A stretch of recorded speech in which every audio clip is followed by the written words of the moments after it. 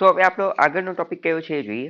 આગળનો ટોપિક છે આપણો cryptocurrency legal status in India. ભારતની અંદર ક્રિપ્ટોકરન્સીનું કાયદાકીય રીતે જે છે સ્ટેટસ શું છે એ જોઈએ. તો મેં તમને એમ કીધું હતું કે ક્રિપ્ટોકરન્સી જે છે એની શરૂઆતમાં ભારતે એની ઉપર શું કર્યું, પ્રતિબંધ મૂકી દીધો, એટલે કે બેન કરી નાખ્યો. પરંતુ ભારત એવો કોઈ વિશ્વનો પ્રથમ દેશ નથી કે જેણે એની ઉપર બેન મૂકી દીધું, અથવા તો ભારત એવો ઓનલી એટલે કે એકમાત્ર દેશ પણ નથી કે જેણે ક્રિપ્ટોકરન્સી ઉપર પ્રતિબંધ મૂકી દીધેલો હતો. ભારતની પહેલા Nepal, Bangladesh, Morocco, Algeria, equator, Bolivia આ બધાએ ઓલરેડી ક્રિપ્ટોકરન્સી ઉપર પ્રતિબંધ મૂકેલો છે. આ ફેક્ટ આપણે શા માટે જાણીએ છીએ? કારણ કે જનરલી જે છે એક્ઝામની અંદર આ પ્રકારનું સ્ટેટસ મૂકી દે આ પ્રકારનું જે છે એ વિધાન સ્ટેટમેન્ટ જે છે એ મૂકી દે કયું કે India is the only country to ban cryptocurrency, કે ભારત એકમાત્ર દેશ છે, તો વિધાન ખોટું પડી જશે. ભારત પહેલો દેશ નથી અને એકમાત્ર દેશ નથી. મેં તમને સમજાવ્યું કે ભારત જે છે એને પહેલા ભારત સરકારે પહેલા ક્રિપ્ટોકરન્સી ઉપર પ્રતિબંધ મૂકી દીધો, બેન મૂકી દીધો, પરંતુ પછી આગળ જતા જે છે એ સુપ્રીમ કોર્ટે બેન હટાવી દીધેલો હતો. હવે અહીંયા મોદીનો ફોટો છે એટલે ખબર પડી જાય કે ભારત સરકારની વાત કરે છે. ભારત સરકારનું શું કહેવાનું થાય છે? તો 2017-18ની અંદર ભારત સરકારે દિનેશ શર્મા કમિટી બનાવેલી હતી નાણામંત્રી અંતર્ગત. નાણામંત્રી ભારતનું જે નાણાં મંત્રાલય જે છે એણે દિનેશ શર્મા કમિટી બનાવેલી હતી. અને બીજી એક સુભાષચંદ્ર ગર્ગ કમિટી બનાવેલી હતી, જેને એસસી ગર્ગ કમિટી પણ કહે છે. સુભાષચંદ્ર ગર્ગ કમિટી આ પણ નાણાં મંત્રાલય અંતર્ગત જ બનાવવામાં આવેલી હતી. આ બંને કમિટીએ જે છે ને એ ભારત સરકારને એવું કીધું કે આપણે ક્રિપ્ટોકરન્સી બેન કરી દેવી જોઈએ. પ્રશ્ન પૂછાઈ જશે દિનેશ શર્મા કમિટી અને સુભાષચંદ્ર ગર્ગ કમિટી એ કોની સાથે સંબંધિત છે? તો એ ક્રિપ્ટોકરન્સી સાથે સંબંધિત છે. બીજી વાત કરીએ કે 2018ની અંદર પણ બજેટની અંદર સરકારે એવી જાહેરાત કરી, એવી ઘોષણા કરી કે ક્રિપ્ટોકરન્સી જે છે એ લીગલ ટેન્ડર નથી. લીગલ ટેન્ડર શું છે એ આપણે ઓલરેડી ડિસ્કસ કરી ચૂક્યા છીએ કે લીગલ ટેન્ડર બનવા માટે બે શરત હોવી જોઈએ. પછી શું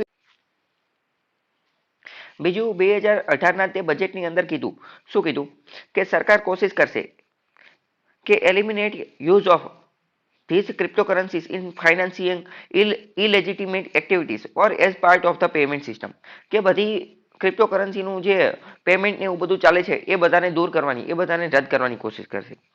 ટૂંકમાં ભારત સરકાર દ્વારા ક્રિપ્ટોકરન્સીની વાત કરીએ તો સુભાષચંદ્ર ગર્ગ કમિટી અને આ દિનેશ શર્મા કમિટી જે છે એ યાદ રાખવાની છે.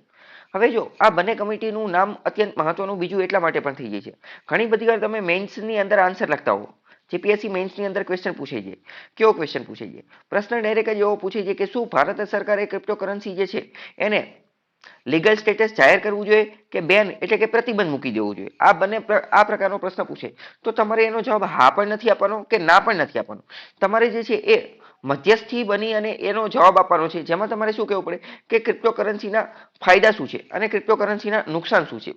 એમાં જ્યારે તમે એમ કહો કે ભારત સરકારે ક્રિપ્ટોકરન્સી બેન કરી દેવી જોઈએ, પ્રતિબંધ મૂકી દેવું જોઈએ, ત્યારે તમારે તમારી જાતે એવું નથી કહેવાનું કે હા ક્રિપ્ટોકરન્સી બેન કરી દેવી જોઈએ. કારણ કે આપણો જે ઓપિનિયન, આપણું જે મંતવ્ય જે છે એનું કોઈ લેવા દેવા નથી. કોઈ મહાન વ્યક્તિ, કોઈ ઇકોનોમિસ્ટ અથવા કોઈ બીજો વ્યક્તિ જે છે એનું મંતવ્ય આપણે ટાંકીએ તો એનું મહત્વ થાય. એટલે આપણે એવું નહીં કહેવાનું કે મારા મત પ્રમાણે બંધ કરી જોઈએ. આપણે એવું કહેવું જોઈએ કે દિનેશ શર્મા કમિટી અને સુભાષચંદ્ર ગર્ગ કમિટી જે છે એ ઓલરેડી બનાવી દીધેલી છે અને એણે ઓલરેડી એવું સજેસ્ટ કરેલું છે, એણે ઓલરેડી એવું ભલામણ કરી દીધેલી છે કે આ ક્રિપ્ટોકરન્સી જે છે ને એને બેન કરી દેવી જોઈએ. બરાબર ખ્યાલ આવ્યો? એટલે કે આપણે આ જે બીજી કમિટી હોય એનું નામ આપવાનું છે. હવે જોઈએ કે અહીંયા શક્તિકાંત દાસનો ફોટો છે તો ખબર પડી ગઈ કે આરબીઆઈના ગવર્નર તરીકે જે છે ક્રિપ્ટોકરન્સીનું શું સ્ટેટસ છે જોઈએ. આરબીઆઈની એક ઇન્સ્ટિટ્યૂટ છે, કઈ તો કે IDRBT.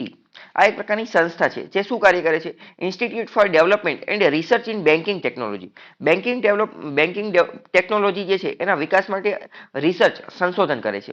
એણે અમુક પ્રકારનો અભ્યાસ કર્યો. શું અભ્યાસ કર્યો? કે બ્લોકચેન ટેકનોલોજીનો કઈ રીતે ઉપયોગ કરવો ડિજિટલ ઇકોનોમીના પ્રમોશન માટે. બ્લોકચેન ટેકનોલોજી અત્યંત મહત્વની ટેકનોલોજી છે, એ આપણે ગઈકાલે જોઈ ચૂક્યા છીએ કે કદાચ બિટકોઇન જે છે એ ખરાબ વસ્તુ હોઈ શકે છે, કદાચ ક્રિપ્ટોકરન્સી એ ખરાબ વસ્તુ હોઈ શકે છે, પરંતુ ગઈકાલે આપણે ડિટેલમાં જોયું કે બ્લોકચેન ટેકનોલોજી આ તો અત્યંત મહત્વની ટેકનોલોજી છે.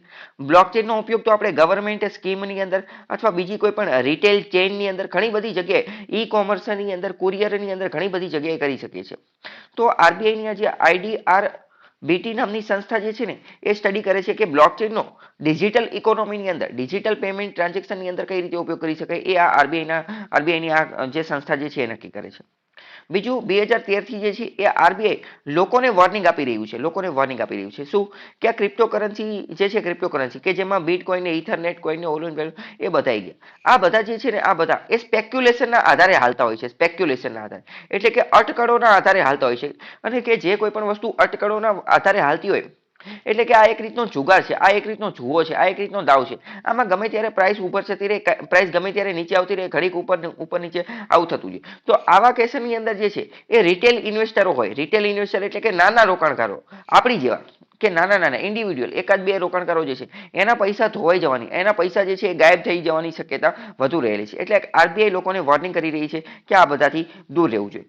બીજી વાત કરીએ 2018 ની અંદર આરબીઆઈ જે છે એને અલગ અલગ બેંક કંપની, અલગ અલગ મોબાઈલ વોલેટ કંપની જે છે ને એને પણ કહી દીધેલું હતું કે તમારે જે છે એ ક્રિપ્ટોકરન્સી સાથે, ક્રિપ્ટોકરન્સી કંપની હોય એની સાથે જે લેવડ દેવડ ધરાવતો હોય ને એવી કંપનીથી દૂર રહેવું જોઈએ. જેમ કે જો અત્યારે આપણે એક વાત કરીએ, એક કંપની છે, એક એપ્લિકેશન છે વર્લ્ડ નામનું એપ્લિકેશન, VAULD, વર્લ્ડ નામનું જે એપ્લિકેશન જે છે ને આ એવી સુવિધા આપે છે કે જેમાં તમે પૈસાના માધ્યમથી, રૂપિયાના માધ્યમથી જે છે એ ક્રિપ્ટોકરન્સી જે છે એ ખરીદી શકો. બરાબર, આવી વસ્તુ છે. હવે અહીંયા બીજો એક પોઈન્ટ પણ હું ક્લિયર કરી દઉં. જેમ કે આપણે જોયું કે મેં કીધું કે આરબીઆઈ લોકોને સમજાવી રહી છે, લોકોને વોર્નિંગ આપી રહી છે કે તમે આની અંદર આનેથી દૂર રહો, ક્રિપ્ટોકરન્સીથી દૂર રહો, કારણ કે આ આખી આખી વસ્તુ સ્પેક્યુલેશન, અટકળો ઉપર રહેલું છે. તો ઘણા બધા લોકોનો એવો પ્રશ્ન થાય કે આખે આખું જે શેર બજાર જે છે, સ્ટોક માર્કેટ, એ પણ એક રીતે અટકળો ઉપર જ રહેલું છે ને. કેમ? કારણ કે માની લો કે કોઈ વ્યક્તિએ એક સ્ટોક, એક શેર ખરીદો, બરાબર. હવે માની લો કે કોઈ વ્યક્તિએ એ શેર 100 રૂપિયાની અંદર ખરીદો. હવે આ શેરનો ભાવ 120 રૂપિયા થયો તો એને ફાયદો થયો, 150 થયો તો ફાયદો થયો, પરંતુ 80 થઈ ગયો તો એને નુકસાન થયું. તો હકીકતમાં શેર બજારમાં જેટલા બધા શેર જે છે એ પણ અટકળો ઉપર જ રહેલા છે. તો આરબીઆઈ અથવા સેબી અથવા સરકાર જે છે એ એના વિશે એવું કેમ નથી કહેતી કે લોકોએ આનેથી દૂર રહેવું જોઈએ? એની પાછળનું કારણ એ છે, એની પાછળનું કારણ હું તમને અત્યારે જ કહી દઉં. એની પાછળનું કારણ શું છે? તો એની પાછળનું કારણ એ છે કે શેર જે છે, કોઈ પણ કંપનીનો સ્ટોક, કોઈ પણ કંપનીનો શેર, એ આ જે સ્ટોક જે છે, સ્ટોક શેર એ શું છે? એ હકીકતમાં એક કાગળનો ટુકડો છે. એ શું છે? એક કાગળનો ટુકડો છે. પરંતુ હવે તો આ કાગળનો ટુકડો જે છે એ ડિજિટલ થઈ ગયો, ડિજિટલ. એટલે હવે આપણા ડીમેટ એકાઉન્ટની અંદર એ કાગળનો ટુકડો હોય, ક્યાં હોય? ડીમેટ એકાઉન્ટની અંદર. પરંતુ આ જે કાગળનો ટુકડો જે છે ને આની પાછળ બેકઅપ છે. કોનું બેકઅપ છે? તો કે કંપનીનું બેકઅપ છે. આ કાગળનો ટુકડો, આ શેર જે છે, શેરમાં જે વધારો ઘટાડો થાય છે એ એમને એમ નથી થતો. જેવી રીતે કંપનીનો ગ્રોથ થાય છે, કંપનીની અંદર જેમ વધારો ઘટાડો થાય છે, કંપનીના પ્રોફિટની અંદર, કંપનીના ગ્રોથની અંદર, કંપનીના સંચાલનની અંદર જે રીતે કંપનીના પ્રોડક્શનની અંદર વધારો ઘટાડો થાય છે, એવી રીતે આ શેર જે છે એની અંદર વધારો થાય છે. ટૂંકમાં આપણે ગઈકાલે મેં તમને એક વસ્તુ સમજાવેલી હતી કે જ્યારે કરન્સી, ચલણી નોટ નવી નવી આવેલી હતી ત્યારે શું હતું? ત્યારે એવું હતું કે જેટલી કરન્સી નોટ હોય, જેટલી કરન્સી નોટ, તો એની સામે બેકઅપમાં એટલું ગોલ્ડ, એટલું સોનું હોવું જોઈએ. પછી મેં તમને કીધું હતું કે અત્યારે પણ જેટલી કરન્સી નોટ હોય તો એની સામે એટલા બેકઅપમાં જે છે જીસેક, ગવર્મેન્ટ સિક્યુરિટી હોવી જોઈએ. ટૂંકમાં કોઈ પણ વસ્તુ, કોઈ પણ નવી કરન્સી હોય કે ગમે એ વસ્તુ હોય તો એની બેકઅપમાં કંઈક વસ્તુ હોવી જોઈએ. તો શેર બજારની અંદર પણ જેટલા પણ સ્ટોક જે છે તો એના બેકઅપમાં શું છે? એના બેકઅપમાં કોઈ કંપની છે, જે તે કંપની છે. માની લો કે રિલાયન્સ કંપનીનો સ્ટોક છે તો એના બેકઅપમાં શું છે? રિલાયન્સ છે. જીઓ કંપનીનો શેર છે તો એના બેકઅપમાં શું છે? કે જીઓ કંપની છે. માની લો કે કોઈ વ્યક્તિએ જીઓ કંપનીનો શેર ખરીદ્યો એવું વિચારીને કે જીઓ વાળા ભવિષ્યમાં 5G લોન્ચ કરશે તો ત્યારે તો એમને વધુ અને વધુ ફાયદો થશે, બરાબર. અથવા તો માની લો કે અત્યારે કોઈએ ટાટા પાવરનો શેર લોન્ચ કરી લીધો અથવા ટાટા મોટરનો શેર ખરીદી લીધો કે ટાટા મોટર જે છે તો ટાટા મોટર તો ભવિષ્યમાં જે છે એ સારું કામ કરશે, કારણ કે ભવિષ્યમાં ટાટા મોટર વાળા ઇલેક્ટ્રિક વ્હીકલ ઈવી બનાવે છે તો એનાથી ઘણો પ્રોફિટ થાય. તો આ એક સારી વસ્તુ છે. આ કોની ઉપર છે? કે એ લોકો એની કંપનીમાં ઇન્વેસ્ટ કરે છે. અને અહીંયા બિટકોઇનમાં ઇન્વેસ્ટ કરે તો બિટકોઇનનું તો કઈ બેકઅપ છે નહીં. બિટકોઇન બરાબર આપણે ગઈકાલે જોયું હતું કે બિટકોઇન કઈ રીતે માઇનિંગ દ્વારા મેળવી શકે, પરંતુ બિટકોઇન પાછળ આવું કોઈ બેકઅપ, બરાબર, સાચી વાત. બીજો પોઈન્ટ એ કે શેર બજાર તો જે છે એ તો સેબી રેગ્યુલેટ કરે છે, જ્યારે બિટકોઇન જે છે એને કોઈ રેગ્યુલેટ કરતું નથી. બીજું એ કે શેર બજારની અંદર આપણે ડીમેટ એકાઉન્ટ બનાવેલું હશે અને આ ડીમેટ એકાઉન્ટની અંદર આપણું આધાર કાર્ડ ને પાન કાર્ડ એટલે કે પર્સનલ એકાઉન્ટ નંબર ને એ બધું આપેલું હશે. જ્યારે બિટકોઇનની અંદર અથવા તો આજે ક્રિપ્ટોકરન્સીની અંદર તો શું હશે? ખાલી એક યુઝર નેમ હશે અને આ યુઝર નેમ તો કોઈ પણ હોઈ શકે છે. આની પાછળ પણ કોઈનું બેકઅપ હશે નહીં. એટલે ટૂંકમાં જોઈએ તો બિટકોઇન જે ક્રિપ્ટોકરન્સી જે છે અથવા કોઈ પણ પ્રકારની ક્રિપ્ટોકરન્સી, એની પાછળ કોઈ પણ પ્રકારનું બેકઅપ છે નહીં અને એના રેગ્યુલેશન માટે પણ કોઈ પણ પ્રકારનું બેકઅપ છે નહીં, બરાબર. ખ્યાલ આવ્યો?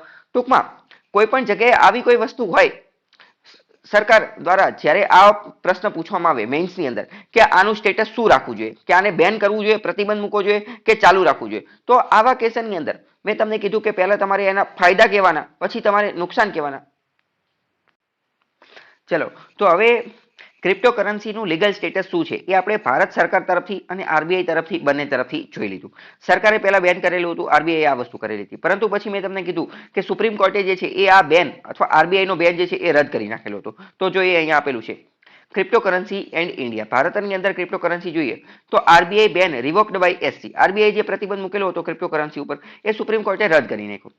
સિન્સ 2013 2013 થી આરબીઆઈ હેડ બીન વોર્નિંગ ઇન્ડિયન્સ, આરબીઆઈ ભારતીય લોકોને વોર્નિંગ આપી રહી છે કે ક્રિપ્ટોકરન્સીથી દૂર રહો ડ્યુ ટુ ફ્રોડ. કેમ? કારણ કે ક્રિપ્ટોકરન્સીની અંદર ઘણી બધી વાર ફ્રોડ થતું હોય છે. બીજું ટેક્સ ઇવેઝન, ઘણી બધી વાર જે છે ક્રિપ્ટોકરન્સીનો ઉપયોગ કરીને લોકો કર ચોરી કરતા હોય છે.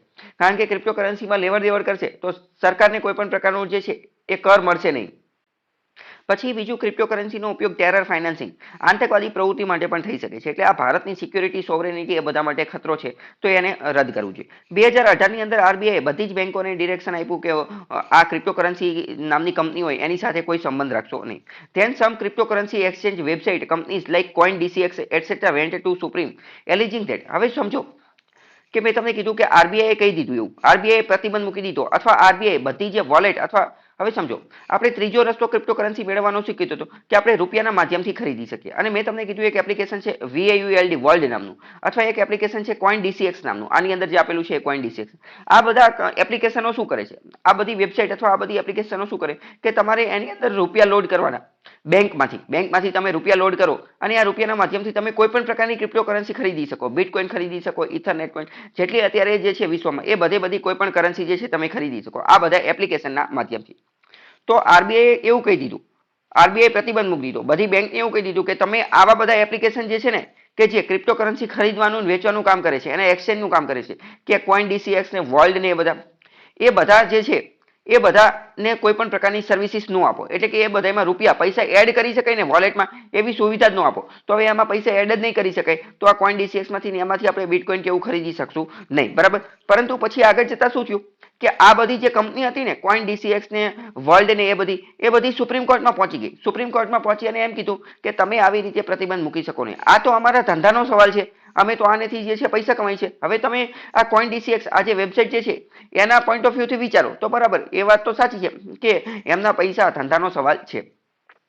એમને શું કીધું સુપ્રીમ કોર્ટની પાસે જઈને એમ કીધું કે parliament has not made any law declaring this activity as illegal, કે હજી કે સંસદે એવો કોઈ કાયદો નથી બનાવેલો કે ક્રિપ્ટોકરન્સીની અંદર લેવડ દેવડ કરવી એ ઇલીગલ ગેરકાયદેસર છે.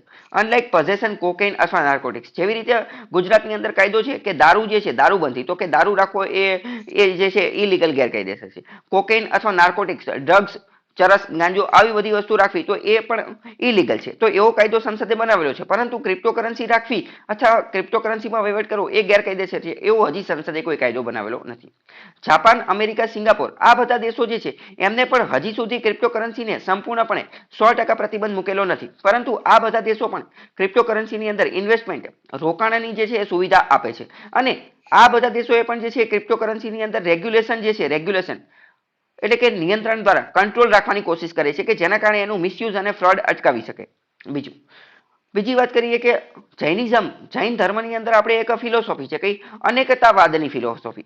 અનેકતાવાદની ફિલોસોફી શું કહે છે કે એક જ વસ્તુના અલગ અલગ સ્વરૂપ હોઈ શકે છે, એક જ વસ્તુના અલગ અલગ સ્વરૂપ હોઈ શકે છે. એનો મતલબ આપણે એકદમ સાદી રીતે એવું સમજી શકીએ કે ગ્લાસ અડધો ભરેલો છે તો કોઈ વ્યક્તિને અડધો ખાલી લાગતો હોય જ્યારે કોઈ વ્યક્તિને અડધો ભરેલો લાગતો હોય. તો અનેકતાવાદની ફિલોસોફી જૈનિઝમ એવું કહે છે કે એક જ સત્ય એની રિયાલિટી અલગ અલગ વ્યક્તિને અલગ અલગ લાગી શકે છે. જેવી રીતે સુખની વ્યાખ્યા દરેક વ્યક્તિ માટે અલગ અલગ હોય તો એ જ અનેકતાવાદ, એટલે કે બધી વસ્તુના અનેક રૂપો છે. જેમ કે સુખ, નાના છોકરાને પૂછો સુખ શું છે તો એને તો એક ચોકલેટ દઈ દીધી હોય તો સુખ મળી જાય. અત્યારે આપણી જેવો એને પૂછો કે સુખ શું છે તો કે સરકારી નોકરી મળી જાય તો સુખ, બરાબર. એટલે કે બધા માટે સુખની વ્યાખ્યા અલગ અલગ હોય, એટલે કે અનેકતાવાદ એ જૈન ધર્મની ફિલોસોફી છે. બીજું એક ઉદાહરણ સમજીએ કે four blind men try to describe an elephant. Jain ધર્મની અંદર મહાવીર સ્વામી અથવા જૈન ફિલોસોફીની અંદર જૈન પુસ્તકોની અંદર આ અનેકતાવાદની ફિલોસોફી કઈ રીતે આપેલી છે તો જૈન ધર્મની અંદર અનેકતાવાદની ફિલોસોફી એવી રીતે આપેલી છે કે માની લો કે એક એલિફન્ટ, એક હાથી છે, આ હાથીને ડિસ્ક્રાઇબ, હાથીનું વર્ણન કરવાનું કીધું, પરંતુ આ વર્ણન કરવા વાળા ચારે લોકો કેવા છે એ બ્લાઇન્ડ એટલે કે અંધ વ્યક્તિ છે, નેત્રહીન લોકો છે. તો એ હાથીનું વર્ણન કેવી રીતે કરે છે તો જેવી રીતે એક વ્યક્તિ એને જે છે લાગે એવી રીતે વર્ણન કરે. જેમ કે એક વ્યક્તિ એવું કહે છે કે આ તો હાથીની પૂંછડી પકડી અને એવું કહે છે કે આ તો શું છે કે આ તો એક દોરડા જેવું છે, બરાબર. બીજો એક વ્યક્તિ હાથીની સૂંઢ પકડી અને કહે કે આ તો કંઈક પોચી અલગ અલગ વસ્તુ છે, બરાબર. મતલબ કે ચારે ચાર લોકો એનું અલગ અલગ વર્ણન કરે છે. આ વસ્તુ આપેલી છે જૈનિઝમની અનેકતાવાદી ફિલોસોફીની અંદર. તો ટૂંકમાં આપણે આજે અનેકતાવાદની ફિલોસોફી શું છે એ પણ જોઈ લીધું. આ પણ તમને હિસ્ટ્રીની અંદર પ્રિલિમ્સમાં પ્રશ્ન પૂછાઈ જાય કે અનેકતાવાદની ફિલોસોફી કોની સાથે જોડાયેલી છે, તો જૈન ધર્મ સાથે. ઓકે, ખ્યાલ આવ્યો. આગળ જોઈએ કે similarly without fully studying the nature or impact of the cryptocurrency a blanket ban was placed which was killed their business since no bank is open their bank account. સમજો તો સુપ્રીમ કોર્ટે શું વર્ડિક્ટ આપ્યો? વર્ડિક્ટ એટલે ચુકાદો. સુપ્રીમ કોર્ટે એવો ચુકાદો આપ્યો કે કોઈ પણ પ્રકારના ક્રિપ્ટોકરન્સીનો નેચર, એના નેચરને સમજ્યા વગર અથવા એની ઇમ્પેક્ટ, ક્રિપ્ટોકરન્સીની ઇમ્પેક્ટ, એની અસરને સમજ્યા વગર, એને સંપૂર્ણપણે સ્ટડી, એનો અભ્યાસ કર્યા વગર એની ઉપર બ્લેન્કેટ બેન એટલે કે સંપૂર્ણ 100% પ્રતિબંધ મૂકો એ યોગ્ય નથી. એ યોગ્ય નથી. અને આવી રીતે તમે જે પ્રતિબંધ મૂકો છો ને એના કારણે જે બિઝનેસ, એની સાથે જે જોડાયેલા ધંધા વેપાર જે છે ને એમને નુકસાન થાય છે, એમને નુકસાન થાય છે. તો આવી રીતે આ પ્રતિબંધ મૂકી શકાય નહીં અને સુપ્રીમ કોર્ટે આ પ્રતિબંધ રિવોક, રદ કરી નાખ્યો. ખ્યાલ આવ્યો? હવે આગળ જોઈએ. માર્ચ 2020 ની અંદર સુપ્રીમ કોર્ટે આજે બેન જે છે એ રિવોક, રદ કરી નાખ્યો. બીકોઝ એના કારણો જોઈએ. એના બીજા અન્ય કયા કયા કારણો તો પહેલા આપણે જોઈએ કે ભારતીય બંધારણનો આર્ટિકલ 19 ક્લોઝ 1 ક્લોઝ G આ શું કહે છે? 19(1)(g) એવું કહે છે કે ભારત, કોઈ પણ ભારતીય વ્યક્તિ જે છે એ કોઈ પણ પ્રોફેશન, કોઈ પણ ધંધો જે છે એ કરવા માટે સ્વતંત્ર છે. તો હવે કોઈ પણ ધંધો કરવો છે તો આપણે એવું ન કહી શકીએ કે આમાં તો એવું કીધેલું છે કે કોઈ પણ ધંધો કરી શકે, તો એમાં ક્રિપ્ટોકરન્સીનો કોઈ ઉલ્લેખ છે નહીં. એમાં ક્રિપ્ટોકરન્સીનો કોઈ ઉલ્લેખ છે નહીં. એટલે સુપ્રીમ કોર્ટે કીધું કે અનુચ્છેદ 19 નો હવાલો આપ્યો. સુપ્રીમ કોર્ટે શું કીધું? આર્ટિકલ 19, અનુચ્છેદ 19 નો હવાલો આપ્યો કે ક્રિપ્ટોકરન્સીમાં પણ ધંધો કરી શકાય, એટલે તમે આવી રીતે પ્રતિબંધ મૂકી શકો નહીં. Same objective financial fraud protection could be achieved by imposing a less drastic ban. એટલે કે તમે આ બ્લેન્કેટ બેન 100% બેન મૂકો એની બદલે કદાચ તમે ઓછો થોડો ડ્રાસ્ટિક બેન મૂકો તો સારું રહેશે. So RBI ban did not pass the test of proportionality. RBI, હવે સમજો સુપ્રીમ કોર્ટ જે છે ને એ તમને ખ્યાલ હશે કે સુપ્રીમ કોર્ટ અમુક વાર ટેસ્ટ એટલે કે પરીક્ષા લે. ભારતની અંદર કોઈ પણ વસ્તુ થતી હોય ઇલીગલ, ગેરકાયદેસર અથવા કાયદેસર, જે કોઈ પણ વસ્તુ થતી હોય તો સુપ્રીમ કોર્ટ એનો ટેસ્ટ ઓફ પ્રપોર્શનાલિટી એટલે કે સુપ્રીમ કોર્ટ એની ટેસ્ટ લે. જો એ ટેસ્ટની અંદર એ પાસ થઈ જાય, તો જે કોઈ પણ કાયદો બનેલો છે અથવા જે કોઈ પણ ચુકાદો, જે કોઈ પણ ઓર્ડર, જે કોઈ પણ રિઝોલ્યુશન, જે કોઈ પણ આવેલું છે એ લીગલ એટલે કે કાયદેસરનું થઈ જાય. પરંતુ જો સુપ્રીમ કોર્ટની ટેસ્ટની અંદર એ ફેલ થાય તો પછી એ નલ થઈ જાય, નલ એન્ડ વોઇડ. એટલે કે એ જે કોઈ પણ ઓર્ડર, રિઝોલ્યુશન, ઠરાવ જે કોઈ પણ આવેલું છે એ બધું શું થઈ જાય? એ નલ એન્ડ વોઇડ એટલે કે રદ થઈ જાય. એ પછી અસરમાં રહે નહીં. તો આરબીઆઈ જે છે એ આ ટેસ્ટ ઓફ પ્રોપોર્શનાલિટીની અંદર પાસ થઈ ચૂક્યું નહીં કોર્ટ મેટરની અંદર ને એ બધાની અંદર. What next? આગળ શું છે? RBI may release a calibrated regulation in cryptocurrency. કદાચ એવું બની શકે કે ભવિષ્યમાં ક્રિપ્ટોકરન્સીના રેગ્યુલેશન, નિયંત્રણ માટે, કંટ્રોલ માટે આરબીઆઈ કોઈ પ્રકારનું મિકેનિઝમ, વ્યવસ્થા લાવે. કેવી વ્યવસ્થા? જેમ કે ક્રિપ્ટોકરન્સીના લેવડ દેવડ માટે જે છે એ પાન કાર્ડ જરૂરી છે. જો પાન કાર્ડ જરૂરી થઈ જશે તો બધા લોકોને ખબર પડી જશે કે કયો વ્યક્તિ ટ્રાન્ઝેક્શન કરી રહ્યો છે. તો પછી આ ટેક્સ ઇવેઝન કે ટેક્સ ચોરી ને એવું બધું થાય છે એનાથી ફરીથી છુટકારો મેળવી શકાશે. પછી આરબીઆઈ એવું કાર્ય પણ કરી શકે કે ક્રિપ્ટોકરન્સીમાં ઇન્વેસ્ટ કરવું છે તો ઓછામાં ઓછા આટલા લાખ જે છે એ જ કરી શકો. એક મહિનાના તમારે ઓછામાં ઓછા 10 લાખ તો કરો તો જ તે જે છે એ કરી શકો. તમને એવું લાગે આનેથી શું ફેર પડે? આનેથી ફેર એ પડે કે જે રિટેલ ઇન્વેસ્ટરો એટલે કે નાના ઇન્ડિવિડ્યુઅલ, એક વ્યક્તિ, આપણી તમારી મારી જેવા લોકો કે જે નાનું રોકાણ કરતા હોય એના પૈસા ધોવાઈ ન જાય. માની લો કે એવું કીધું કે આટલા લાખ, માની લો કે 10 લાખ લોકો, તો મહિને 10 લાખનું ક્રિપ્ટોકરન્સીમાં રોકાણ કરવા વાળો વ્યક્તિ એ નાનો વ્યક્તિ ન હોય, એ બહુ મોટો બિઝનેસમેન જ હોય. એની માટે એક શબ્દ વપરાય છે ઇકોનોમીની અંદર, HNI, હાઈ નેટ ઇન્ડિવિડ્યુઅલ, બરાબર, અથવા હાઈ નેટ ઇન્વેસ્ટર. તો આવા વ્યક્તિને તો કોઈ ફેર પડે નહીં નાની વસ્તુથી. ખ્યાલ આવ્યો?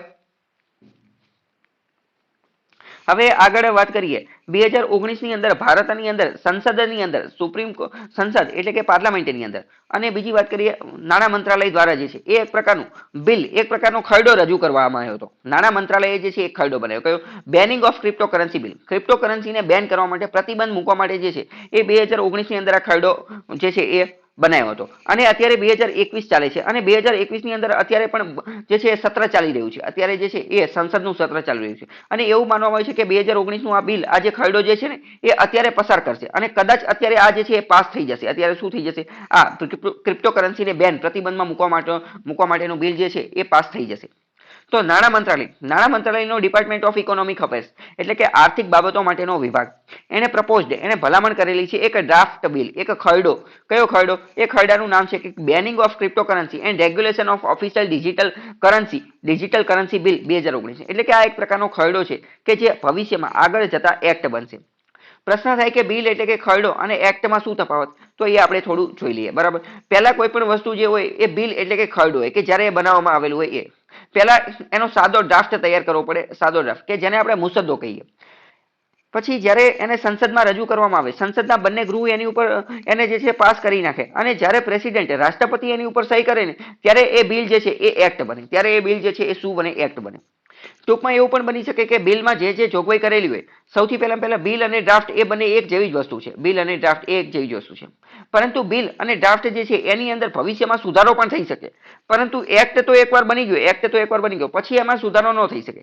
જો એક્ટમાં સુધારો કરો છે તો ફરીથી સંસદમાં લઈ જવું પડે અને ફરીથી સંસદમાં લોકસભા, રાજ્યસભા એની અંદર સુધારો કરે અને રાષ્ટ્રપતિ સહી કરે ત્યારે થાય. બરાબર, તો આ બિલ, ડ્રાફ્ટ અને એક્ટ આ ત્રણેયમાં શું તફાવત છે એ તમે સમજી ગયા છો.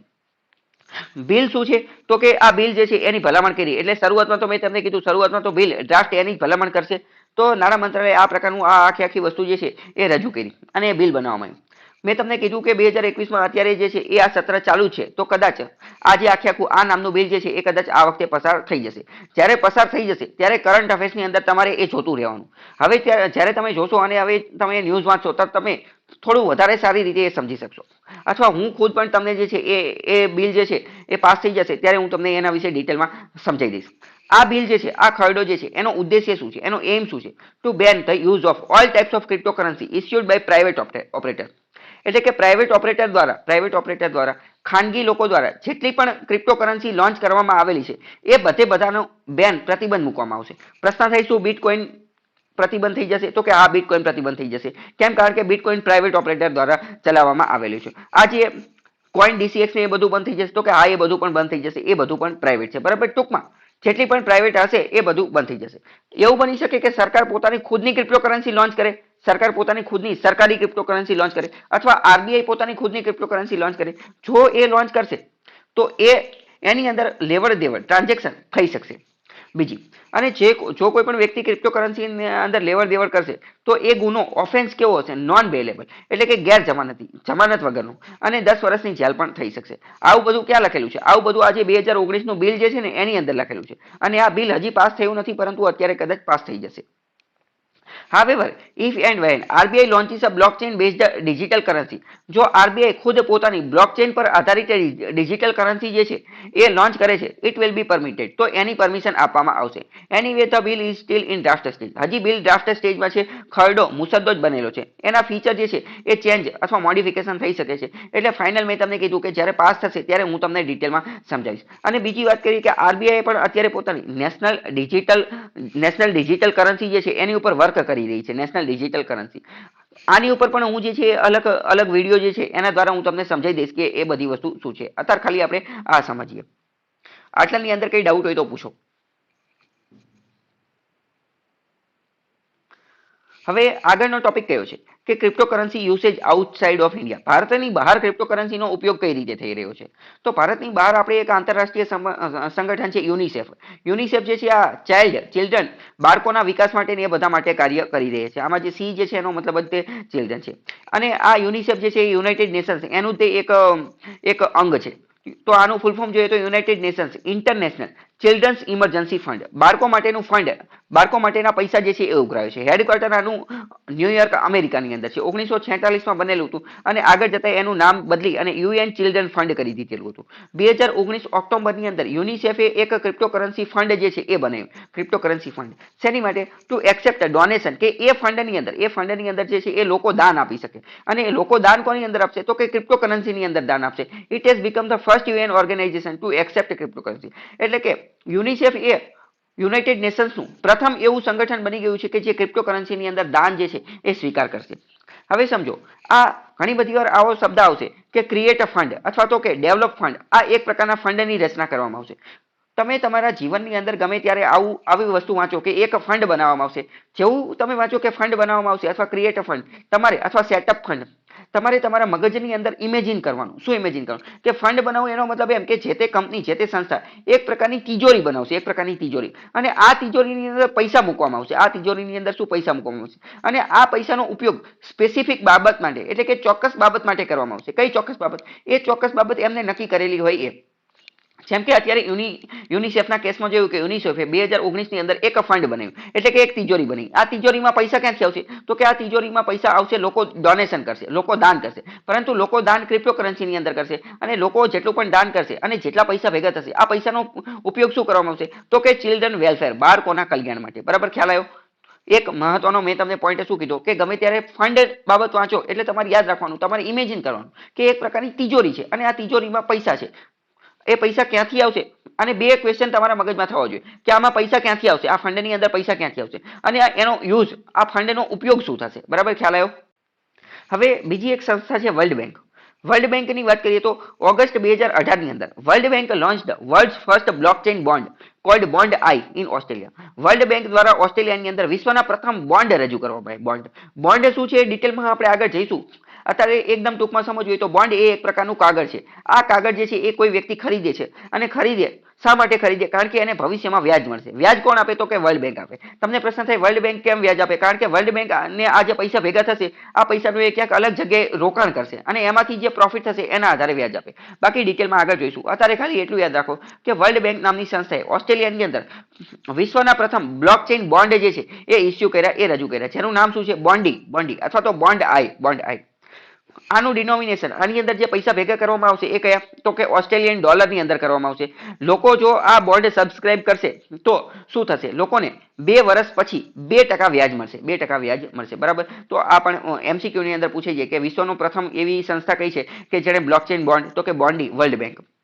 આગળ વાત કરીએ, blockchain bond requires less cost server. બીજી વાત કરીએ કે બ્લોકચેનનો એક ફાયદો શું છે, બ્લોકચેન બોન્ડનો ફાયદો શું છે. હવે સમજો કે આજે વર્લ્ડ બેંકે આજે બોન્ડ રજૂ કરેલા ને એ બિટકોઇન નથી, અથવા એ બિટકોઇન નથી, પરંતુ એ શું છે? બ્લોકચેન બોન્ડ છે. બ્લોકચેન એ અલગ જ ટેકનોલોજી છે, એ આપણે ગઈકાલે સમજી ચૂક્યા છીએ. હવે અત્યાર સુધીમાં તમને એટલું તો ક્લિયર થઈ જવું જોઈએ કે ક્રિપ્ટોકરન્સી, ડિજિટલ કરન્સી, બિટકોઇન અને બ્લોકચેન આ બધી અલગ અલગ વસ્તુ છે. આ બધી વસ્તુ એક જ નથી, પરંતુ આ બધાની વચ્ચે અલગ અલગ પ્રકારનો ભેદ છે. તો આટલું તો તમે સમજી ચૂક્યા છો. બરાબર, તો બ્લોકચેન આધારિત વિશ્વનો પ્રથમ બોન્ડ રજૂ કર્યો. બ્લોકચેન બોન્ડની વાત કરીએ તો આની અંદર જે સર્વર, ડેટાબેઝ, પેપરવર્ક, આ પેપરવર્ક જે છે કે મેન્ટેનન્સ માટે, જાળવણી માટે જે છે એ ખૂબ જ ઓછું જોઈએ. શા માટે ઓછું જોઈએ, કેવી રીતે ઓછું જોઈએ, એ આપણે આગળ ભવિષ્યના લેક્ચરમાં જોઈશું. વર્લ્ડ બેંકે પોતાનો એક રિપોર્ટ છે રેમિટન્સ પ્રાઇસિસ વર્લ્ડ વાઇડ 2020, એટલે કે આખા વિશ્વની અંદર રેમિટન્સની કિંમતો શું છે એવો એક રિપોર્ટ રજૂ કરેલો છે. રેમિટન્સનો મતલબ શું થાય? રેમિટન્સનો મતલબ એવો થાય કે વિદેશમાંથી જ્યારે કોઈ વ્યક્તિ પોતાના દેશમાં પૈસા મોકલે, એટલે કે ભારતનો કોઈ વ્યક્તિ વિદેશમાં કામ કરે છે અને ભારતમાં એ જે પૈસા મોકલે ને એને રેમિટન્સ કહેવાય, એટલે કે વિદેશમાંથી આવતા પૈસા. તો વર્લ્ડ બેંકના રેમિટન્સ રિપોર્ટની અંદર એવું કીધેલું છે કે ઇટ કોસ્ટ એન એવરેજ 6 થી 7% to transfer money from one country to another. Blockchain based money transfer technology can help reduce them. આનો મતલબ શું? કે માની લો કે મેં તમને કીધું કે ભારતનો કોઈ વ્યક્તિ જે છે એ વિદેશમાં કામ કરે છે.